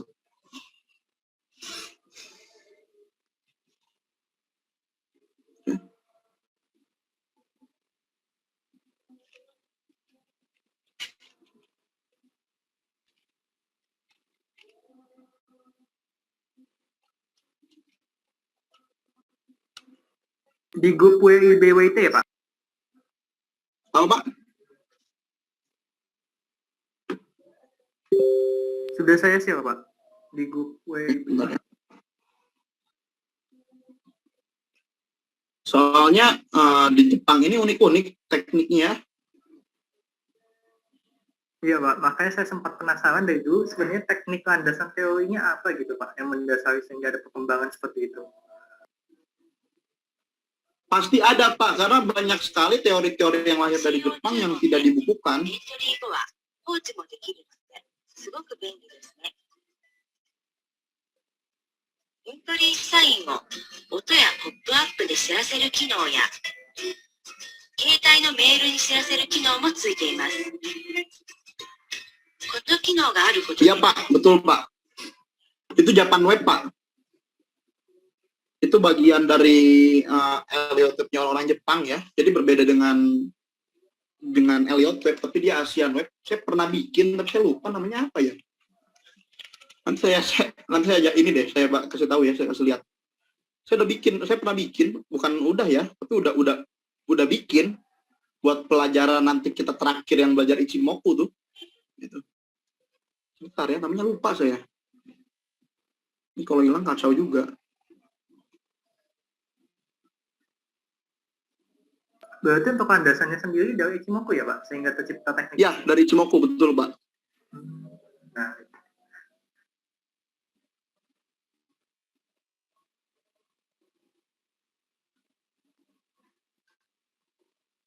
itu sih zaman dulu Pak, yang terkenalnya The Secret of FX ya Pak, pada saat tersebut Pak.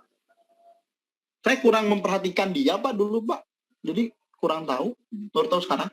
Tapi memang dulu tuh memang itu banyak digunakan oleh trader Asia. Mungkin itu memang asalnya dari Ichimoku dan memang dia yang pakai lagi mungkin ya. Gitu. Ichimoku tuh baku loh teorinya tuh. Dan nggak semua orang bisa juga. Termasuk saya pun nggak terlalu bisa juga sebetulnya. Saya cukup belajar lama untuk Ichimoku tuh. Sampai saya tahu bahwa hebat juga Ichimoku tuh dia meminang hampir semua teori market termasuk volume, termasuk time analysis tuh di dalamnya tuh.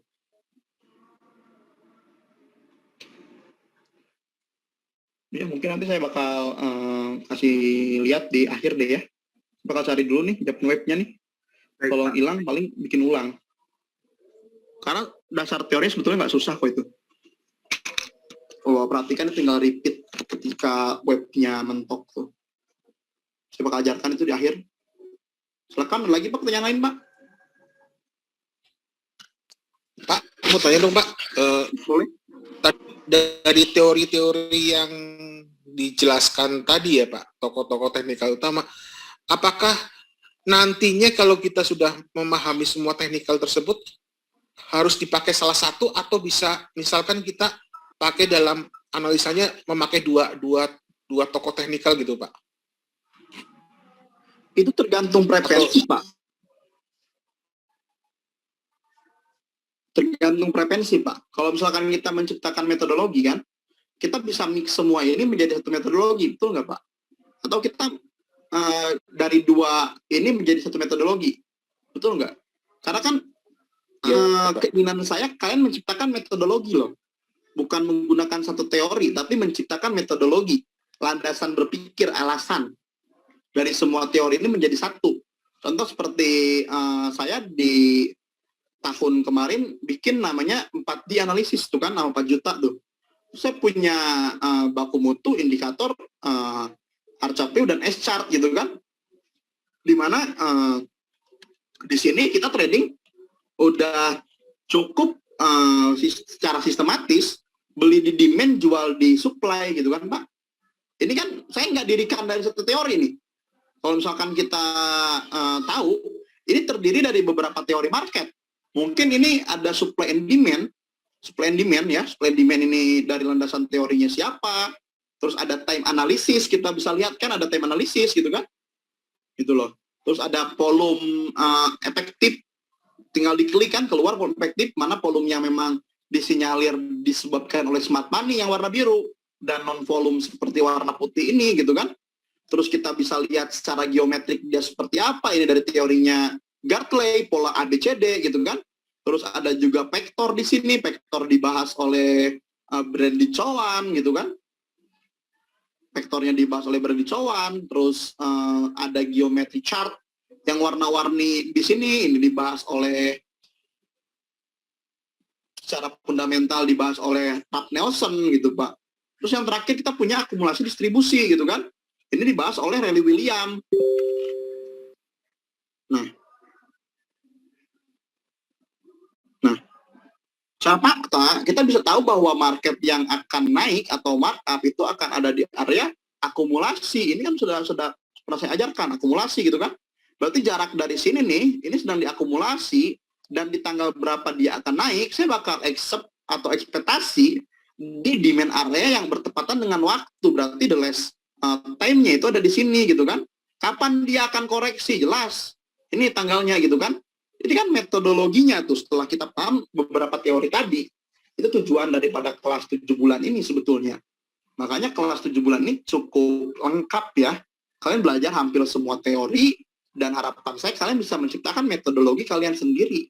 Gitu loh. Jadi istilahnya dari bahan baku yang ada kita bisa bikin resep sendiri gitu ya Pak ya? Betul Pak, betul. Gitu. Kan kalau ini kan resep buatan saya nih, resep buatan saya. Udah weblog gitu kan. Saya trading misalkan mau lihat PTBA gitu kan. Jadi nggak usah charting lagi. Ini kan buatan saya aja tuh. Kita bisa beda pendapat juga kan tentang efektivitasannya gitu kan. Kalau saya bilang, saya nggak bakalan masuk Pak di sini Pak. Kenapa? Ini udah waktunya dia koreksi. Yang pertama, ini adalah geometry chart. Yang kedua, ini geometry chart juga, ABCD, gitu loh ya. Dan ini sudah ada di supply area juga kalau kita perhatikan gitu kan. Nah, jadi ini waktunya memang dia untuk koreksi gitu kan. Ini kan sistem yang saya bangun berdasarkan teori-teori tadi. Kalau misalkan nanti Bapak ingin membangun teori misalkan menggunakan teori yang lain, misalkan menggunakan teorinya John Mack, bikin classic chart pattern sebagai pola identifikasinya, saya hilangkan ini. Sekarang ada di TradingView itu pola chart pattern ya, technical chart pattern. Nih, sekarang Bapak menggunakan double bottom seperti ini. Ini kan tergantung frekuensinya, oke, gitu kan? Gitu. Apakah mungkin teori satu dengan lainnya bertentangan hasilnya? Sebetulnya bukan bertentangan. Dia membahas tentang time frame yang berbeda aja tuh. Gitu loh. Contoh double top itu dia trend analysis. Classic chart pattern itu trend analysis. Candlestick chart pattern itu the next bar trend. The next bar. Gitu loh. Di dalam satu bar emang ada trend. Tapi kita bahas the next bar tuh. Bukan bertentangan tapi saling mengkonfirmasi sebetulnya. Tapi bisa jadi bertentangan tergantung orangnya ya, gitu.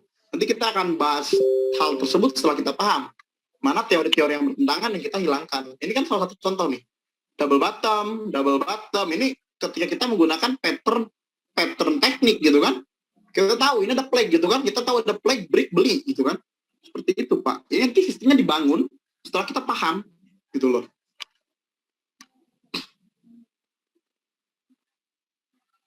Apa perbedaan geometrik, aritmetik, dan harmonic chart? Itu nanti ada pembahasannya lebih lanjut ya Pak Andrew ya. Nanti kita akan bahas itu semua tuh. Itu perbedaan pada rasio gitu. Ada rasio geometrik, ada rasio aritmetik, dan rasio harmonik. Kalau ingin tahu lebih dulu silakan baca bukunya Bridge Gilmore yang judulnya itu saya lupa judulnya tapi bukunya Bridge Gilmore. Dia bahas itu tuh. Silakan ada pertanyaan lain. Pertanyaannya kita usahakan di dalam sejarah teknikal analisis terlebih dahulu ya. Untuk pertanyaan-pertanyaan yang lain itu akan kita pahami seiring materi kita berjalan gitu. Makanya PR-nya dikerjakan dulu. Karena saya nggak mungkin langsung ajarkan teknik kalau kalian nggak tahu alasan kenapa kalian menggunakan teknik tersebut. Gitu loh. Karena metodologi itu adalah bagian akhir daripada ketika kita sudah membuat blueprint-nya tuh. Kayak misalkan kita seorang arsitek, sebelum kita bangun sebuah bangunan, kita kan harus bikin dulu tuh rancangannya gitu kan, desainnya gitu. Nah sekarang saya suruh kalian bikin desainnya dulu gitu. Nanti setelah itu tahu mau gimana tahu gitu. Jadi kita belajar 7 bulan nggak sia-sia gitu loh. Karena ini belajar kita ekspensif ya, harus paham tuh. Ini udah ada tuh Pak double bottom double bottom, ada bullish flag, atau misalkan saya mau trading Pak berdasarkan bullish flag saja gitu kan. Sudah gitu kan, dengan bullish flag di time frame misalkan 5 menit gitu, atau di time frame misalkan 1 jam, ya dilaksanakan aja gitu.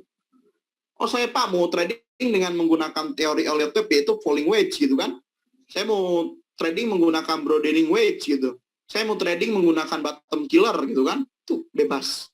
Dan itu nanti bisa dibuat menjadi sistematika yang terukur dan mature gitu. Itu kan tujuan dari kelas ini gitu. Pak, saya mau trading menggunakan inverted head shoulder aja Pak, karena probabilitasnya cukup tinggi. Ya udah gunain aja inverted head shoulder, trading di dalam sana gitu. Karena yang sukses di market itu yang punya sistem trading yang cukup baik dan dia pahami itu gitu. Jadi ada kuncinya itu ada di tujuan dan ada metodologi gitu loh. Setelah kita tahu tujuan kita mau ke Bali gitu kan, ke Bali itu kan bisa tuh dari Jawa Barat kita bisa menempuh dengan naik kendaraan roda 2, roda 4, roda 1, bahkan pesawat gitu kan, naik bajai bisa gitu. Tapi kalau ditanya mana yang paling efisien gitu loh, jawabannya pasti pesawat kan gitu. Tapi ditanya lagi gitu kan, mana yang resikonya paling kecil gitu kan, itu bisa diperhitungkan. Sama teori analisis teknis itu sama Pak, setelah kita tahu tujuan ya, oke Pak, tujuan saya kayak kemarin tuh di grup WIT ada yang berkata tujuan saya itu untuk melakukan investasi gitu kan, gitu. Silahkan Pak Bu Ellen, saya mau melakukan investasi itu tujuannya gitu kan. Saya melakukan investasi untuk apa? Tujuannya untuk dana pensiun gitu kan. Nah, karena untuk dana pensiun kita bisa arahkan dia menggunakan teori yang cukup baku. Misalkan menggunakan teori dari Gatley. Karena teori Gatley ini karena ini dia selalu mewajibkan kita beli di weakness gitu kan, jual pun di area top yang weak juga tuh gitu loh. Jadi ini santai untuk beliau beli ketika ada opportunity aja tuh. Terus ada lagi Pak, saya tuh nggak punya pekerjaan, memang pekerjaan saya saat ini memang hanya dari trading pemasukan saya gitu kan. Saya nggak bisa lah bilang Bapak kerja, nggak mungkin juga kan, mungkin ada beberapa masalah karena tidak bisa bekerja gitu. Maka saya bilang, oh Bapak harus paham dengan teorinya HOMA, candlestick pattern, karena Bapak melakukan intraday trading. Minimal Bapak bisa menebak next candle itu akan terjadi seperti apa, gitu loh. Terus ada lagi, Pak, saya tuh mau di saham itu untuk uang lebaran, gitu, untuk Natal, dan sebagainya. Oke, Bapak harus paham dengan teorinya Charles Henry Dow. Bapak harus bisa beli opportunity market ketika dia ada di support dan jual di resistance. Gitu loh ya. Atau Bapak bisa juga menggunakan teori Gartley, tapi karena teori Gartley tidak terjadi setiap waktu, setahun bahkan 1-2 kali, sedangkan support resistance itu tergantung time frame, ada namanya multi time frame resistance, ada pivot point, itu bisa dilakukan untuk yang memang niatnya seperti itu gitu. Pak, saya ini mau bekerja Pak di satu broker, saya harus bisa analisa Pak. Ya udah, Bapak belajarlah teori of Nelson biar Bapak bisa membuat the next trend lebih baik gitu kan. Terus Bapak belajar juga teori waktu biar Bapak bisa membuat klien Bapak merasa nyaman. Itu tergantung kebutuhannya masing-masing nanti Pak. Gitu. Jadi setiap teori ini tergantung kebutuhannya masing-masing. Nah saya nggak tahu kebutuhan kalian kalau kalian tidak pernah membuat PR yang ketiga ini, gitu loh. Tapi nggak apa-apa. Satu kelompok minimal 3 orang bikin, saya akan lanjut karena yang penting 3 orang tadi terselamatkan gitu kan. Sisanya kalau nggak ada tujuan itu bukan kesalahan saya juga kan, gitu. Karena saya udah wanti-wanti, buatlah tujuannya gitu. Ya, silahkan lagi pertanyaan lain.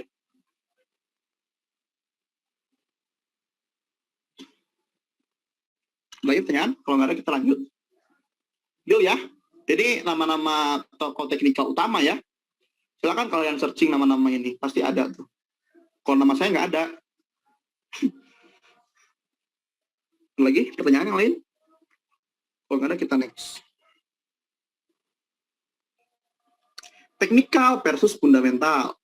Teknikal selalu berkata di harga berapa kita membeli suatu stok komoditas ataupun forex. Sedangkan analisa fundamental selalu memberikan kita alasan mengapa kita harus membeli suatu stok komoditas ataupun forex. Itu loh. Jadi ketika kalian melakukan analisis teknikal, sebetulnya kalian dipaksa untuk paham fundamental. Tapi karena fundamental ini sebetulnya dari manapun teorinya sama ya Pak ya, karena dia bukan berjenis seni, dia adalah valuasi statistik ya, ilmu yang bisa dipertanggungjawabkan penalarannya. Kalian bisa belajar ini dari buku-buku, banyak buku-buku di Gramedia, hampir semua buku, bahkan buku-buku investasi itu bahas tentang fundamental. Gitu. Nah, dulu teori sebagai pedoman. Nah, ini salah satunya nih, market discount everything. Ini alasannya ya. Market move in trend, history repeat itself. Adapun fase market terbagi menjadi 4 bagian, akumulasi, markup, distribusi, dan markdown. Inilah kunci dari teknik analisis. Mau teori apapun pasti bilangnya markup. Mau teori apapun bilangnya akumulasi. Mau teori apapun bilangnya distribusi.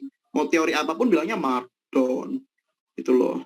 Nah, pada prinsipnya hampir semua setuju bahwa sumber acuan teknik analisis disumberkan pada buku karya Jeffring yang berjudul Technical Analysis Explained. Silahkan teman-teman baca buku tersebut gitu. Tapi banyak dari PNS saya tahu bahwa ada buku Indonesia yang bagus, namanya buku Technical Mega Profit karya Pak Edianto Ong. Itu teman-teman bisa koleksi juga. Oke? Mungkin sekian untuk Jum malam hari ini tentang sejarah technical analisis ya. Dan saya minta teman-teman harus percaya dengan technical analisis ini seperti kalian waktu kecil belajar 1 tambah 1 sama dengan 2. Kalau kalian punya bantahan, silakan dibantah secara akademis ya. Jadi kita bantah-bantahan secara akademis biar berpikirnya makin jernih itu. Kalau kita bantah-bantahannya cuman karena sentimenitas gitu kan, atau karena hal-hal yang tidak dipahami, itu lebih baik jangan dibantah gitu. Lebih baik dipahami saja, dimengerti saja. Itu silakan. Jika tidak ada pertanyaan, saya pikir cukup untuk Zoom sesi malam hari ini ya. Silakan teman-teman yang lain. Saya masih tunggu PR dari WIP. Kayaknya minggu depan kalau WIP itu udah masuk ke materi utama ya. Tinggal teman-teman di WIB nih. Saya belum dapat PR dari teman-teman yang WIB nih. Bikin apa Pak? Bikinnya gampang kok. Cuma tujuan kalian ngapain di bursa tuh mau berapa tahun. Itu nanti kalian bahkan bisa bikin kayak gini ya, saya share ya. Compound interest tuh itu nggak susah. Selama 10 tahun kalian bisa win dari market tuh. Lama banget Pak. Iya lama. Emang kalau sebentar nggak bisa gitu. Saya pun pingin kalau sebentar. Cuman sayangnya lama gitu. Bentar ya. Nih. Untuk kalian tuh punya bahkan sampai di portofolio kalian tuh. Kalian punya tuh tujuan gitu loh. Nggak perlu besar kok, modal di pasar modal tuh nggak perlu besar gitu. Yang penting cukup aja tuh gitu. 10 juta tuh udah bisa mulai tuh kalian tuh selama 10 tahun dengan sehari 5% per bulan tuh. Sehari 25.000 sampai tahun 2024 baru 108.000 per hari, itu gampang banget juga di market tuh. Ini kan tujuannya tuh. Jadi Pak, tujuan saya di market untuk 10 tahun di depan gitu loh ya. Apa yang saya harus lakukan itu? Dibuatlah compound interest-nya gitu kan. Growth-nya minimal 1-5% per bulan. Dan awal minimal NAV-nya itu 10 juta gitu loh. Setelah dinilai 10 tahun ternyata bisa sampai dapat 3,4 miliar gitu kan. Ini kan keajaiban dunia yang ke-8 yang sebutkan tadi gitu. Sedangkan dapat 5% ini juga kalian nggak cuma bisa dari saham, bebas gitu. Kalau misalkan ada deposito yang per bulannya ketika Tempo bisa ngasih kalian 6%, ya compound interest aja di sana, beres. Gitu. Silakan ada pertanyaan.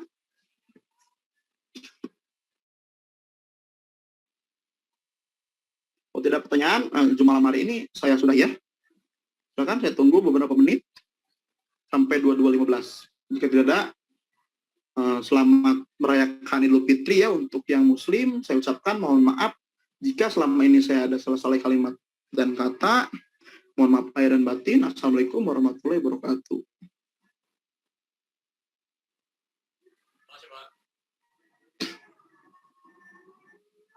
Ya, dibuat tujuan ya. Kalau kalian tahu tujuan, nanti kalian bisa bikin NAV awal seperti ini. Nggak perlu dari 10 juta, dari 1 juta pun bisa. Bahkan dari 100.000 pun bisa. Tujuan saya kan di sini hanya membantu kalian, gitu loh. Jadi kalian bantu diri kalian juga, oke? Assalamualaikum warahmatullahi wabarakatuh. Saya N ya.